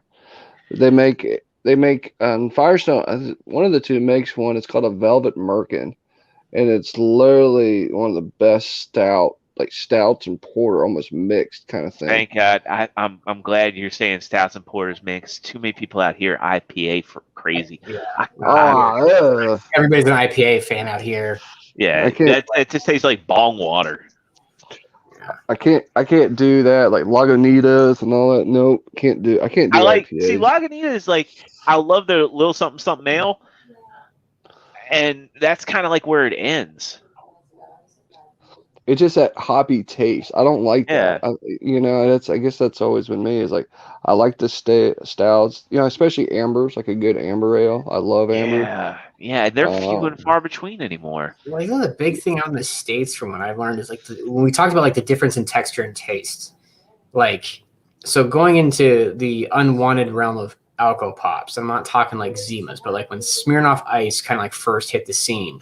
It's a lot different in Europe. Out here, all that stuff is malt based, and it kind of curdles your tongue and coats your teeth. And I feel like sometimes with like some of these companies that are trying to like push out like a bit more APV, it's like to me it's like multi, and I'm just like, you're kind of hiding what could have been like a good mix of flavors with some really poor cheap choices. It's like, it doesn't matter how good the bottle looks. It's like in the long run, it's like, is somebody gonna want to pick up a second bottle or can, whatever? But it's just like here, I just feel like so much stuff is malt based, and I'm just like, ugh. Well, it adds a difference. I mean, think about Guinness, for example. A Guinness in the States will taste way different than it does in Ireland. Like dirt. Yeah. And I have been to actually, Nate, we're gonna make a detour when you come out here for TFCon. We're all gonna go to the Guinness brewery that's here. Because here's what I find funny. Like you see like YouTube videos or like TikTokers, and then people are just like, they don't know what a widget is. Like you think a widget is like a thing on your phone. In Guinness, it's a carbon dioxide bubble that's locked in. It's like ping pong. Yes. People don't even know that. And I'm like, and the joke is, back in the day, Guinness commercials in Europe were the same length as what it took to perfectly pour a Guinness. And nobody knew that. And I'm sitting there be like, you also understand in England, the only reason why they had a Guinness tap that was extra cold was for the Americans. Yep. Room temperature drink. Well, that's like Magners has to be served at room temperatures if you want a good cider. Magners cold, not very good. Strongbow cold, yes. I like Strongbow cold because it makes it crisper, in my opinion. But I agree. It's for me. I'm when it gets warm, I just don't like it. But ice cold is for Strongbow for sure. But Guinness, they'll tell you like it tastes different here, but at the same time, Guinness Blonde is brewed in Baltimore, and they picked Baltimore because of the softness of the tap water. Like we have some of the best tap water in the country, and that was one of the reasons. River. You hey, for all the bodies that are dumped in Baltimore, you know. Hey, dude. I mean, it was already bad enough in Richmond with the James River. Yeah. But yeah, they picked it for the softness, and Guinness Blonde is good. And they have a lot of experimental brews that they brew here. There's a coffee ale. There was like a caramel coffee ale they had for a while that was like out of this world. I had a blueberry porter that Lex picked up for me over the winter. What was the other one I had? There's another porter that was like ridiculous. It was a coconut coffee porter that was nuts. So we got to go up there. You said like you got Giant, so I'm assuming too more like, so out here it's called Fry's. I remember in Virginia it was called Kroger. Kroger has been good where you can kind of like mix your own 6-pack, and they do tend to carry a lot more imports, because I did find Duvel there like 2 years ago. So they've been pretty good for at least pulling stuff in from, because I get so tired when someone's like, oh yeah, my import's Stella Artois. I was like, you do realize like Stella Artois in Europe is like water, right? That's like the common drink that children start with. I won't consider it an import. Like I would say like an entry level import would be oh man, there's a Hefeweizen like Franken Paulaner. Yeah. Use a Paulaner ale. I like the Erdinger a bit. That's the last one I drank. It was Erdinger Oktoberfest. Because for us, like in London, there was just like every pub was pretty much linked to a brewery. So I mean, you would have things like, we also have like super weird names for pubs. Like we had one of them that was called the Slug and Lettuce. Made no sense. But everybody liked going there. I had the Rose and Crown, and it'd be like the White Lion, Hand and Spear. But like each one was kind of like linked to a brewery. They would all carry like similar stuff, but then each one would kind of have like a whole row of taps that was pretty much just set to like whatever their local brewery was. So it was always really cool. And to me, what I always found different when it came to like drinking at a bar in the US versus like drinking in England was like, it felt a lot more social for everybody. Was like included when you were at a pub. When I used to go out to drink here, because I worked for TGI Fridays for a long time, it was always just like you only talk to the people that were like that you went in with, and like maybe the bartender. You answered your own question there, because like I don't think So I think if you're an enthusiast, there's a different type of bar. There's a pub for you, like, and especially like in the Baltimore area, there are places for people that like beer. But TGI Fridays is a place that you go to get drunk. There's a difference between a place where you go to be social and enjoy the beer, versus a place that you go to just have some cheap food and get drunk. You know, like back in 2001 to like like we were talking about, like the 10 to 15 years that craft beers have been around. But like for the longest time, though, so I mean, I've been here since 2001. Didn't matter what restaurant I went to back in the early 2000s. It wasn't. That was not the mentality at all. Well, that's the thing, is I've been going to pubs since the early 2000s, and like, I mean, we're a little bit of a different breed because like we've got Annapolis and we've got Baltimore. And those places have existed, like the Horseshoe Road Inn on Saloon. I mean, that's where Edgar Allan Poe went to go have his last drink. I broke my arm there. On St. Patrick's Day, nonetheless. Freak accident with a friend, but like, you know, we've got our spots here, and like those are places where you go to be social. You go to have things that aren't Bud Light, Coors Light, Miller. You know, those are the places you go to like actually have something different. We've got the Wharf Rat. We got, you know, like the bar where The Wire was filmed.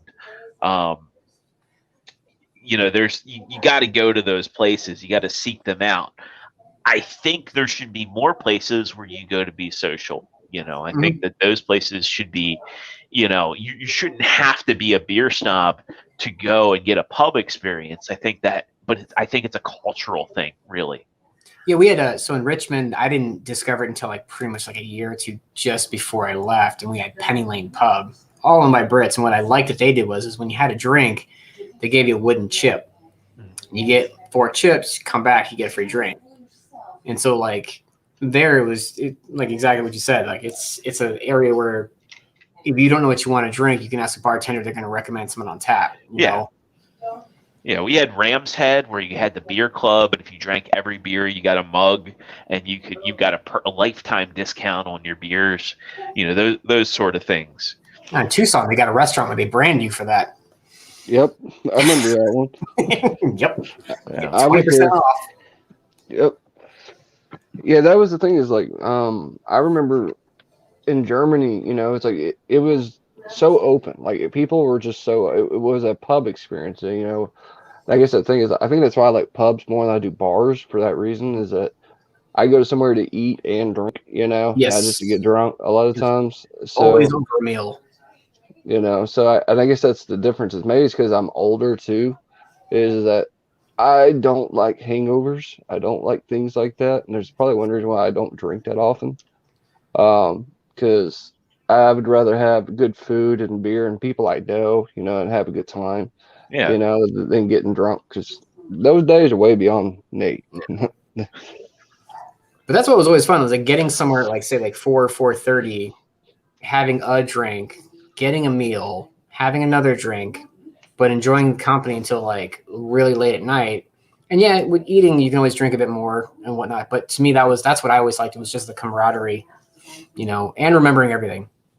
Yeah, that's the main thing. Is that you knew who you were. You knew you could walk to your car, or at least somebody was going to drive you home, and you knew when you got home you were okay. Hop on the train, didn't have to worry about that. Thank God. Yeah, and if you're drinking domestics, you're not drinking them because you enjoy them. You know, you're not like, oh man, this Coors Light's really good. You know, there's a reason why you drink Coors Light. Oh, those Rocky Mountain water tastes so good. Lord, I got so tired of that living in Colorado Springs. I never want to see Coors Light ever again. Because, I mean, it was so bad. That's all you could find. And then the breweries picked up, and I was so happy. When all the craft brews started going around, I was like a pig in slop. I was happy. My issue is being a diabetic, I was a big fan of what we would call the frou-frou drinks. Like when I worked for Fridays, my favorite drink was a June bug. Not paying attention to the fact that the big ingredient in that is pineapple juice. Pineapple juice is one of the most sugary juices out there. Being a diabetic, when you're kind of drunk and you have another one, you're not really thinking about how you feel. So, yeah, I guess kind of just. So the last time I had a drink, I had a Moscow Mule on my anniversary, with my wife, and then basically 1 year before that, the day before our wedding, the last time I had a drink, and it's been quite a long time since I had it. I'm just like doing all right. I was like, I don't miss it, and it's cheaper after working in a restaurant and seeing how much it costs versus what's charged was also very off-putting. Well, Never that's the liked that. thing is, that's why I always bought beer and brought it home for that Yeah. reason. I had a Because guy spend $4.20 on one bottle of Heineken, and for like what 40 cents more, he could have had a Yeah. 6-pack. Like, what's the point? Yeah, that's like why when I go drink in restaurants, I like to go places that have beers that I like. I don't like getting domestics on draft. I mean, yes, a draft beer is good, but I like getting stuff on draft that like it's not plentifully available. So it's like I'm paying for the experience of getting this beer on draft. I'm not like, hey, here's something I can get anywhere, and I'm just so happening to get it on draft. my favorite thing is where breweries have their own restaurants combined with them. Yes. That's Guinness is a good example of that. Yeah. Rogue does that. Firestone, Figueroa Mountain does it. I mean, we have a Figueroa Mountain about 30 miles from here. It's a restaurant first and then the brewery, even though the main brewery is just down the street.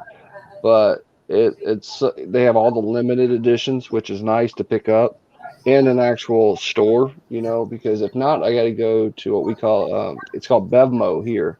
Oh yeah, Bevmo, Winco. Yeah, Not Winco, Wineco. Wineco. Yep. It's the same thing here, and that's the only place to find a lot of stuff. But now my grocery stores finally started, doing a lot of like the locals, which is great, because it's hard. It's money for them and money for the company. But they get those limited release ones, which you can either only get at Bevmo or you get it at the brewery. I'm like, damn it, I don't want to drive to the brewery just to get this one beer, And if I'm going, I'm buying a bunch anyways because that's a trip. Wishing Amazon now would be like, I can order this on Amazon and have them drop it off in 2 hours. I wish, but they don't work that way. And that's the thing too. It's like I can't just go drink right now because I got kids. Yeah. And now with you being on the West Coast, you can't even get. Is it Utz or I can't even pronounce it anymore? Utz potato chips. Dude, Utz. man, I miss my Utz chips, man. If you ever want Utz, I will ship them out to you, man. So let's talk about Utz for a minute. So my favorite. Okay, that's what I was going to ask. Because me and T were talking about something one day, and he showed a bag of Utz barbecue chips. I'm like, dude, I need some of those. He's like, what? The honey barbecue. Exactly, the honey barbecue. I said, I need them chips because that's some of my favorite chips. Yes. And he's like, okay, so it's been a tradition. Typically, if he sends me a box, he sends me a couple of bags of Utz with it. So yeah, that's my favorite chips of all time is Utz. We had somebody bring us back the crab Old Bay one. I was just like, wow, these bring back memories. Like you just don't find like the texture and the flavor. Utz had some really good ones. Like probably when I go back to Virginia, if I go see my mom before I start school, I'll bring back a couple of bags and ship them out to you. Because that honey barbecue is something else. That and the dill. I love that dill one. Mm-hmm. I remember Winston, he had sent me we were trading some stuff, and he sent me this big bag, like, those little, like, Did you get the variety bag? He sent me like a whole big variety bag, and literally I'm like, all right, I can only eat, I'm like pacing myself because I'm like, I'm going to run out. I'm like, this is going to be bad. I remember that was an unboxing video that you had. Like your eyes went wide. They got all watery. You pull out like a variety pack, and you're just like, y'all don't understand. I was like, I get it. I get this one. It makes me like Captain America joke. We're flying monkeys. I get that one. Yep. All right. Well, I'm gonna bail. I know it's 10:10, and I haven't eaten dinner. But I want to wish you a happy birthday, man. Thank you, Carl. Thank you for being here, brother. I appreciate you, man. Take care of yourselves, guys. Zero, pleasure talking to you. I know you're on mute. But I will catch you guys later. I'll see you on the flip side. All right, brother. Later.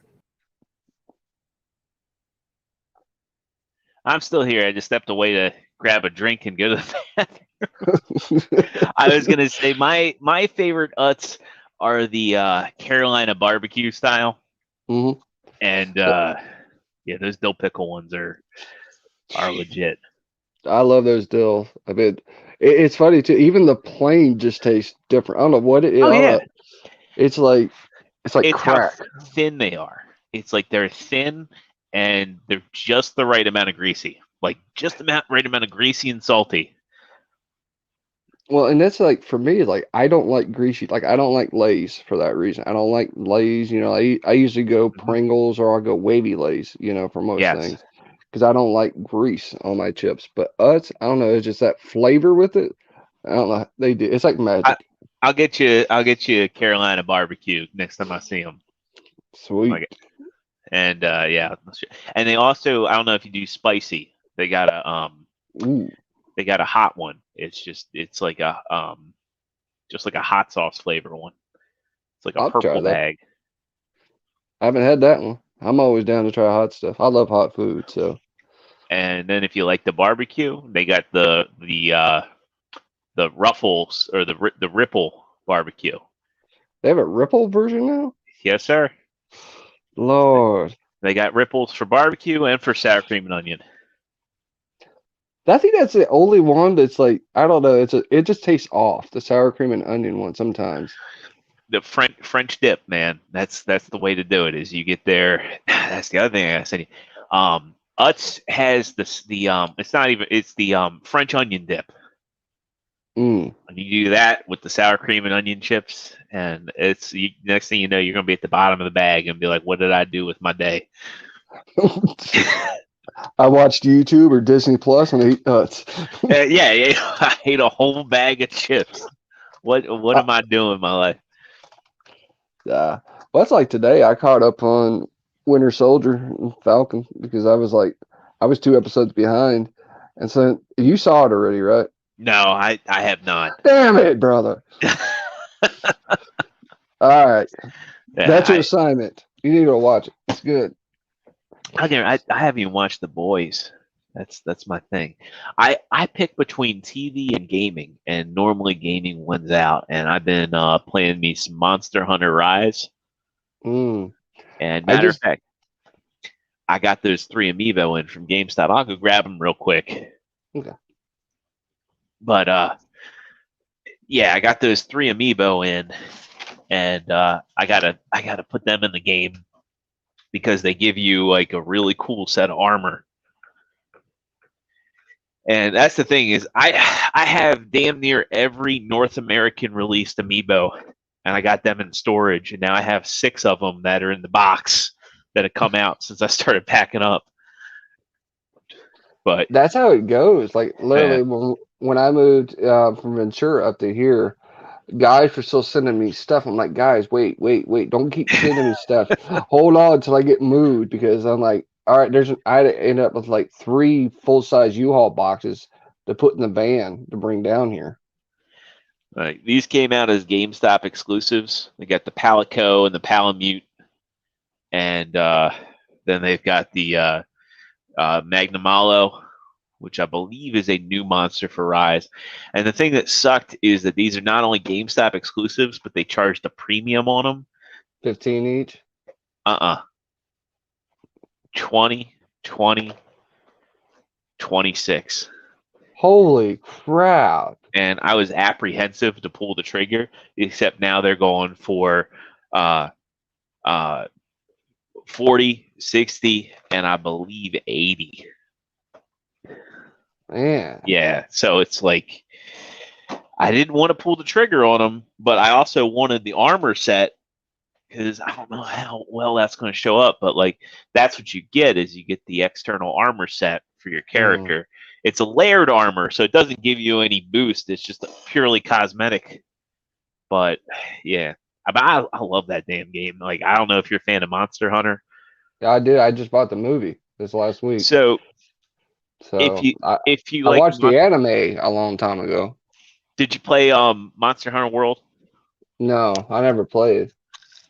Okay, Rise is a good entry point because like Rise is more pick up, put down. Like if you don't got a lot of time, like the missions take maybe like 15 minutes to like do a mission, whereas World took a whole lot longer. Well, I don't know. I've been playing The Darkness for the last week on my PS5, so Nice. and it's taken forever. Lord, I forgot how long that game was. What are you doing, PlayStation now? Yeah. Yeah. Yeah, that game, I think the second one was just as good as the first one. That's next. The first game, I think the reason it took so long is because you had all that like going back and forth with the subway. Good Lord. Yeah. And the second game, way more linear. I think I've got maybe 1 hour or maybe 2 more hours left in this one, and I'll be done. I just got done with the whole boat situation, and now I got through the mobs at the house. So I'm like, good Lord, I'm ready for this game to be over. Yeah. Is Jenny still alive? No, she's dead. She died She died a long time ago. Yeah. Yeah. So that's you got that much further to go if you're at the boat. Yeah. I'm just trying to remember. I played it like twice. I played it once on PlayStation and once on Xbox. That game actually never came out on PC. Which is strange because Darkness 2 came out on PC and I still own it there. Well, which was sad because I was always hopeful Witchblade would have got an actual game, and there was talks and talks and talks for years for it, but it never happened. Yeah. Yeah, it's weird with those licenses, and I'm surprised they haven't done Darkness 3, but like it's all 2K games and they're bizarre. Yeah. I tell you, like I started up. I didn't start up. I expanded the storage in my Xbox Series X, and so now I have 2 terabytes for Series games, and 2 terabytes, an external 2 terabytes for like Xbox One, 360, and original Xbox games on an external drive. But I installed GTA 5 to the internal drive just to see how it would work. And it dawned on me today, GTA 5 is almost 8 years old. Yeah, it is. It's sad. Remember we used to play Vice City a long time ago. Yeah. It's like, and then 5 came out. They just kept redoing it and redoing it and redoing it and adding on. Yeah. Well, as the thing is, like, if 5 is still like a remarkable achievement, like they do stuff in that game that like a lot of games today don't do. In terms of like interactions with NPCs, little technical attentions to detail, and it's just like, again, the fact that the game is 8 years old almost. Like November, it'll be 8 years old. And still has support. It still has updates, and still, I mean, yeah. I mean, you look at any other game that we have today. There's no other ones that really do that. I mean, World of Warcraft, and I think the one everybody forgets about is EverQuest. Oh yeah, I forgot about. Yeah. See, I was a Lineage. I played Lineage instead of EverQuest, and I played Lineage and Lineage 2. But I remember when EverQuest came out, and it was such a huge game because it was it was D&D, in like Overdrive. But the one, I'm looking at like PlayStation games today. Like we just don't have games that have that long a period of time. Other than that, I mean, it's like my like not Resident Evil, but Metal Gear. They don't have even the original Metal Gear on the PlayStation Network. You can get everything but that one. Yeah. It's kind of crazy. I mean, at least if you have like the PlayStation Mini, it's there. Yep. You can play it there, but I mean that's not like something you can just download to your PS5. I think the for all the gripes I have with Microsoft, I think they're getting better. It's like the Xbox Series is like the one place where you can go and it's like, look, you don't have the entire 360 library. You don't have the entire original Xbox library, but it's getting better. And they're making it more like Steam, where it's like, look, we're going to release games on our platform and it's just going to always be available. And that's something that PlayStation really needs to do. Like, there's no reason why the PlayStation 4 or PlayStation 5 couldn't run original PlayStation games. And now there's no reason why the PlayStation 5 can't run PlayStation 2 games through emulation. I mean, a buddy of mine has an emulation PC, and PlayStation 2, it's like child's play. It's like emulating a Super Nintendo game was in the early 2000s. Yeah, you know? I've got the emulators on my PC as we speak for all the play, even PS3. You know, and it's sad because like you can emulate all of that technology so easily. Like remember when MAME came out, MAME 32 came out, it was such a huge thing because I was like, you can emulate everything. Mugen X came out, and dude, I lost it when Mugen came out. I was playing Dragon Ball characters in there, and then you keep adding on and adding. Yeah, you just had to keep adding the character folders, into it. I gotta say though, it's just like with Microsoft. You know how they're making 360 games backwards compatible. They're using AI. And now they're even going back to those 360 games and original Xbox games. They're adding HDR support. They have an AI algorithm that goes through and adds HDR to those older games. So they're upscaling them to 4K. They're removing frame rate caps where they can. And then they're adding HDR. It's insane. Yeah, because I mean, a lot of people don't understand that. Like the old games were made at 720p. That's not actually what it was produced at. It was produced at 1080 or even at 4K. Yeah. For a lot of these games, so it was already there. They just couldn't show it. The original Xbox, there was only one game that I know of, which is Hulk Ultimate Destruction, that actually ran at 720. Everything else was 480p because the PlayStation 2 and the GameCube, they kind of tapped out at 480p. And not every game supported 480p on the GameCube. I mean, it was few and far between. I actually had the component cables for GameCube. I was like one of those few cool kids. I had a big tube HD TV, and I was like, wow, this is so crisp. I remember I was playing Resident Evil 0 on the GameCube, and I was like, holy crap. And then the remastered one came out, and I'm like, this looks amazing. Yeah. And those games still hold up, to be honest, like for FMV background games. But I mean, I guess the fidelity of the character models was so high, and they did a good job with the layering that they still hold up. You just got to be used to the tank controls. But yeah, the 360 era, when all those games came out, I remember like there was a commercial, and it was like two guys playing Call of Duty, and it was like this one dude playing his friend, and he's like playing Call of Duty too, and he was like, I can see everything. I can see every cobblestone. And that was all 720p. Like 720p was like the new hotness when the 360 was out. Yep. And that was the thing about PlayStation 3 is it had 1080p support out of the box, though. I don't know how many games actually ran at 1080p. Everything was like 1080i. Yeah, a lot of interlaced on their games. Yeah, it was like Super Rub-a-Dub. I don't know how many people remember that game, but it was like that game where you controlled rubber ducks with your 6-axis controller. Oh God! Yeah, I never saw that one. Yeah, that I believe was a game that ran at 1080, and then you had like Flow and Flower. They ran at 1080. But for the most part, most games were like capped at 720. Yeah, and that's the thing is like we've got so much better over time. I mean, literally when you could play Blu-rays on the PlayStation 3, that was the game changer. Yeah, that's one of the funniest things that like the pack-in for PlayStation 3 was Talladega Nights. I know. I remember that. Ricky Bobby. Yeah. Think like how crazy is it that like, it's like the PlayStation 2 came out, and I think like the attach rate for the PlayStation 2 and copies of the Matrix was damn near 1-to-1. I remember when I got my PS2, the first thing I did was mod it.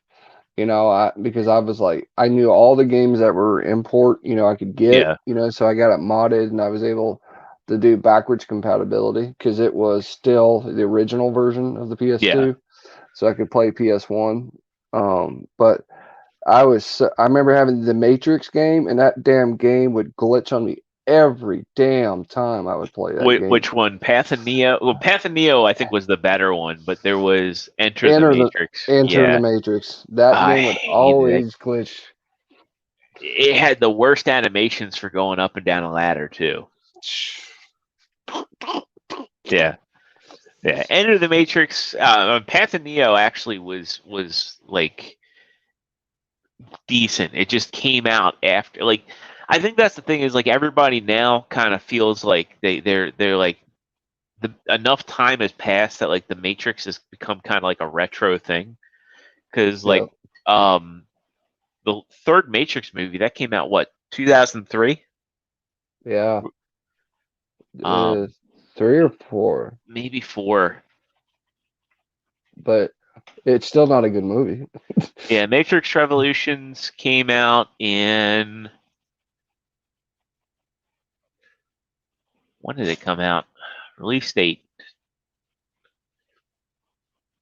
Wow, that's weird. Release.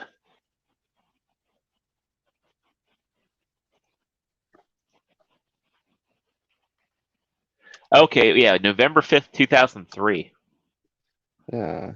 So, yeah, people like think about it, like they think back, like, wow, it was the Matrix movies were so good. Well, nah, I don't think 2 and 3 were that good at all, to be honest. But people look back with like rose-colored glasses, and it's been like damn near 20 years, and now like everybody loves Keanu.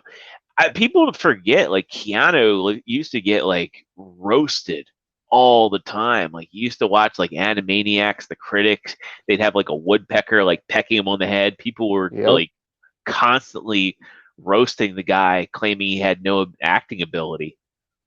Because he kept having the same monotone voice every time he would do every role. Yeah. And it was funny because like I was watching when Constantine came out, and they changed it so much from the comics that everybody was up in arms over it. And it wasn't Keanu's fault at all. No. He was just doing the role. It was the producers who wrote it and the scriptwriters. But I was like, he still sounds the same exact way that he sounded like in Bill and Ted, man. Whoa. Whoa. Yeah. And I'm like, dude, and he's changed up a lot. I mean, I tell you what, the one that got me was when he started doing the John Wick ones and he started changing like his personality and like how he did things. That to me was great because then he was like, okay, he's a multifaceted person now. Yeah. I'm like one of 5 people that actually like Cyberpunk, and I thought he did a great job in Cyberpunk. I still haven't seen it. The game. Oh, I still don't have it yet. Well, the good news is with all the patches, it's now playable. Is it a PS5 one available now? No, that's coming later this year. Funny enough, not only are did they announce that the next gen version of Cyberpunk is coming in the second half of 2021, The Witcher 3 is getting a next gen upgrade. See, I've got the Witcher game already, so that'll be good. So I can actually play it. Yeah. Because I sold my PS4, so. Yeah. But yeah, I just found that funny. It's like, yo, CD Projekt Red, please just put all your eggs in the Cyberpunk basket. Don't be like, hey, we're doing a next gen version of The Witcher 3. Oh Lord, they need to get their stuff right because PlayStation's already given them enough hell over the Cyberpunk game. I mean, when you took it off the library, that was the statement. Well, both Xbox and PlayStation took it out of the digital storefronts, and now the game can be had at like bargain bin prices. Like I've seen it as low as 20. It's worth it. It's absolutely worth it. Though I played it on Xbox and it had higher crowd density and the texture streaming wasn't as bad. Obviously, like when you're playing it on Xbox Series X, you got a solid state hard drive, so the texture streaming is even better. I could play it at 60. I ended up playing it in quality mode at 30 frames a second, versus the performance mode. But I thought it was a good game.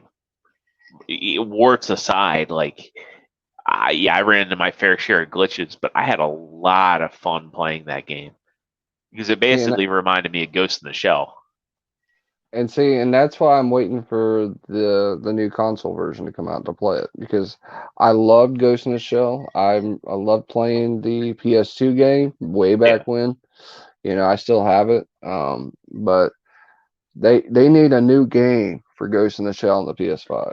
They really, go back to square one though. When was the last Ghost in the Shell game though? Was that PS2? They had a standalone complex game. That was the last game. PS2. Yeah, you played as a Toch Kama. Yep. Yeah. And that was it.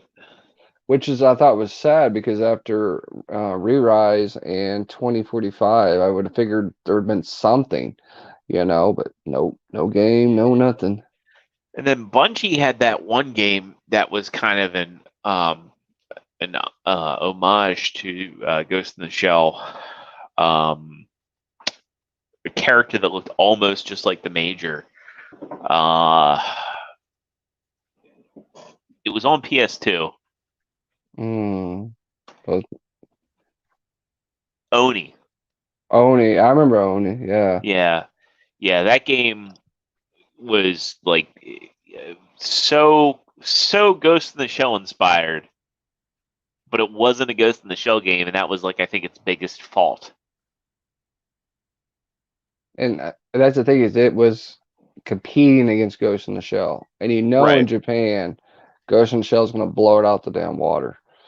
And that's why I loved Bayonetta when it came out, for that reason, because it was its own thing, and everybody fell in love with it. Still haven't had a sequel to that game, and it's been out for 15 years. Wait, Bayonetta? There's Bayonetta too.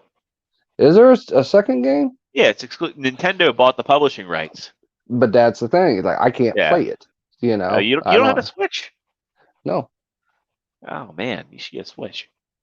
I got a PS5. That's enough. Yeah, one thing at a time. You can take it with you everywhere. Yeah.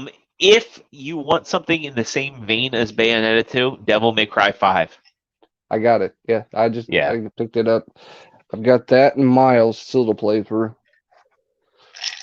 Oh, Miles is easy, or not easy, but it's an easy play. Like I 100%ed it, and it was funny. Like Sony, TM Reviews, he was like, wow, you must have a lot of time. I was like, no, this isn't a full game, my man. This is like an expansion. It took me 9 hours over the course of 3 weeks. Well, and that's like the first one, the Spider-Man game when it came out, dude. I bet it took me forever to 100% that one out. Yeah. And then do the DLCs on top of it. Did you get the Ultimate Edition of Miles? I did. Yeah, so you can go back and you got the first Spider-Man with all the ray tracing and all the technical updates. I've been playing that here and there, and one of the coolest things about it is you have the adaptive triggers. So like every time Spider-Man shoots a web, you feel it. I don't know how to describe it other than the fact that when you play it, you'll know. Like the old Rumble Shock, we actually felt things. It's not like that. It's like you feel tension, you feel as if you were doing this. You feel pressure, and then it you start pressing and it's hard, and then it's easy. You feel like you're firing. The closest thing it feels like, it legitimately feels like spraying silly string. Okay. But it's so cool because every time you shoot a new web, you're like, man, this is pretty awesome. And you not only feel the pressure in the trigger, but then the haptic feedback on the controller is you feel it when it makes a connection and he tugs. So it's you feel it on the trigger, and then you feel it at the bottom of the controller when he tugs on the web. It's nuts. The other thing I really like too with that controller is, did you play Astrobot yet? Yeah, I did. Yeah, so that game is just such. I told T, I was like, T, when you get your PS5, play it. Well, that's the first thing you should play. Yeah, he was like, we'll see, and then he ended up streaming the whole thing, and he got all the songs stuck in his head. It's funny, like even when it came out on PS4, I had so much fun playing that game with people around playing with it. I was like, Yeah. Lord, I don't even need any games. I'll just play this forever. Now granted, of course, that all changed, but I was like, it was Yeah. such a fun game to do. You had the VR one? I had the VR one, yeah. Yeah. Yeah. That was like when T came over to my house, I was like, look, you gotta try this. And he was like, I don't like VR. It makes that's the thing. I love VR. And I think the biggest detriment to VR is most people's experience of VR is the Samsung Gear.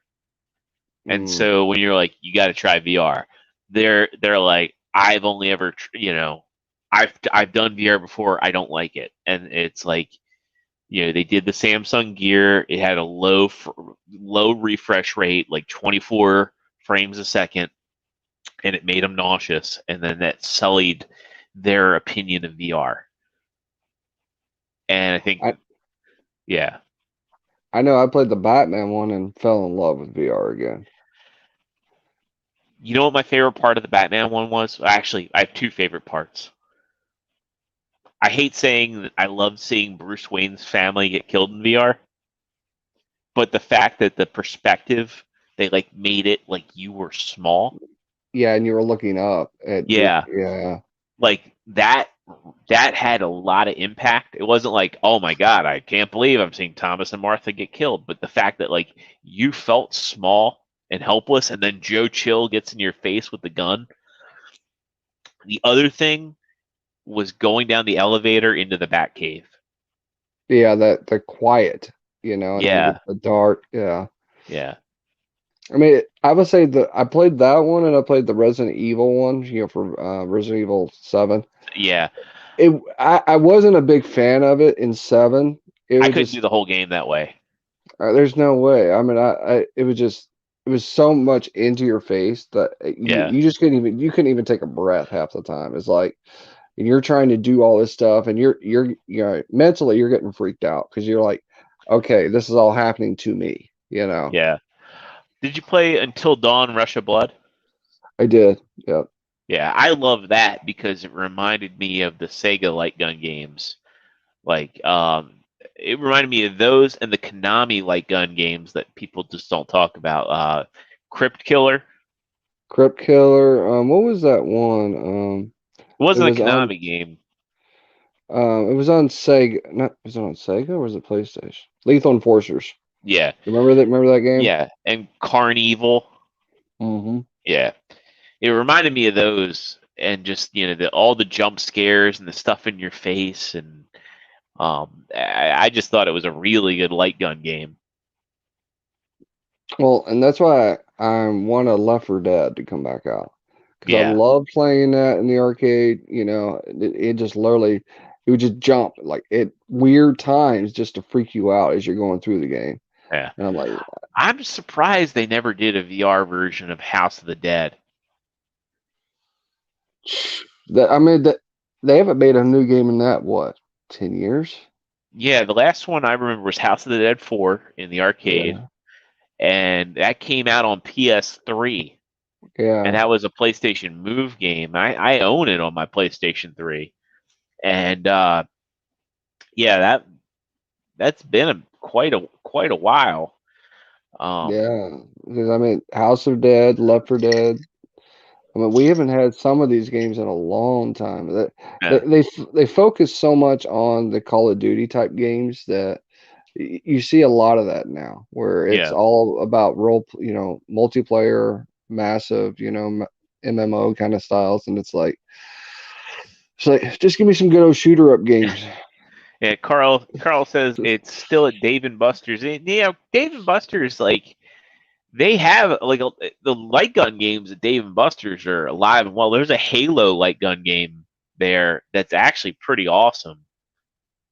Lex and I actually beat it. Like pre-COVID, we went to Dave and Buster's and on a date, and we beat the Halo game they have there. I love Dave and Buster's. It's that all the games you can sit there. That's kind of like a little video game heaven for us. It's just like it's all like mine had Marvel versus Capcom on it still, And Oh, no way. I was so floored that I think it was like an emulator the way they had it built because Yeah. it had Marvel vs. Capcom, Marvel vs. Capcom 2, Marvel Superheroes, and more of the gems all in the same one. So somebody had to run an emulator on it for it to work, but it still took the tokens to run. So I was like, Yeah. Lord, this is. And I remember my wife's like, it's time to go. I've been sitting there. I'm like, oh, crap. Yeah, I'd get stuck doing that.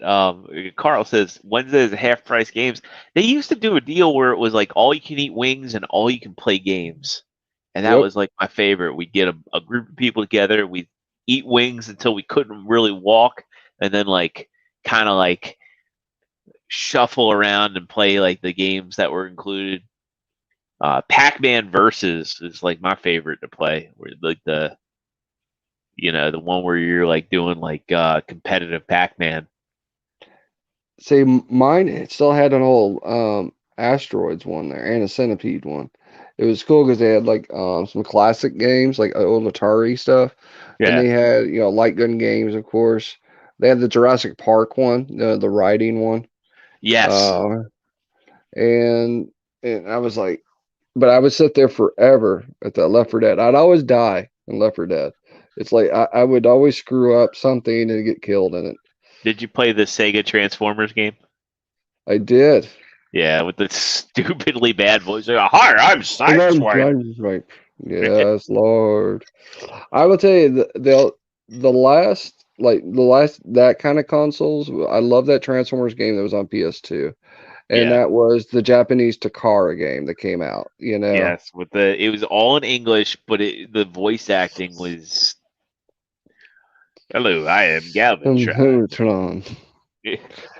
And I still have mine because mine came with the Matrix disc. Oh yeah, they are. And it had all the extra episodes from Headmasters on it. Yeah. Imagine like doing the English voice for that, or the auditions for that. All right, we need somebody to be Optimus Prime. Hi, I'm Optimus Prime. That sounds a little bit like Casey Kasem. You sure you don't want to be Cliff Jumper? No, I'm Optimus Prime, counting down the top 40. It would have been better if he would have been trying to play as Mark Hamill doing the Joker. Yeah. I can kind of channel that one. My name is Optimus Prime. See? That would have been better than what was in the game. Hiya, Megatron. Well, I think I'm going to have to call it a night here. We're almost 2:00 and... Yep, me too, man. It's 10:15 to 11 here. Holy crap. I didn't even realize how late we've been going. Yeah. But thank you, Zero. Thank you, everybody. No, it's been fun hanging out as always. And I'll have to get you an Utz care package together. Love me some Utz. All right, everybody. You have a good night. This is it from Nate. And new videos up now. There's a new video coming up tomorrow as well. Or it might be tomorrow for you already. But thank you guys, each and every one of you. Take it easy and have a good one. All right.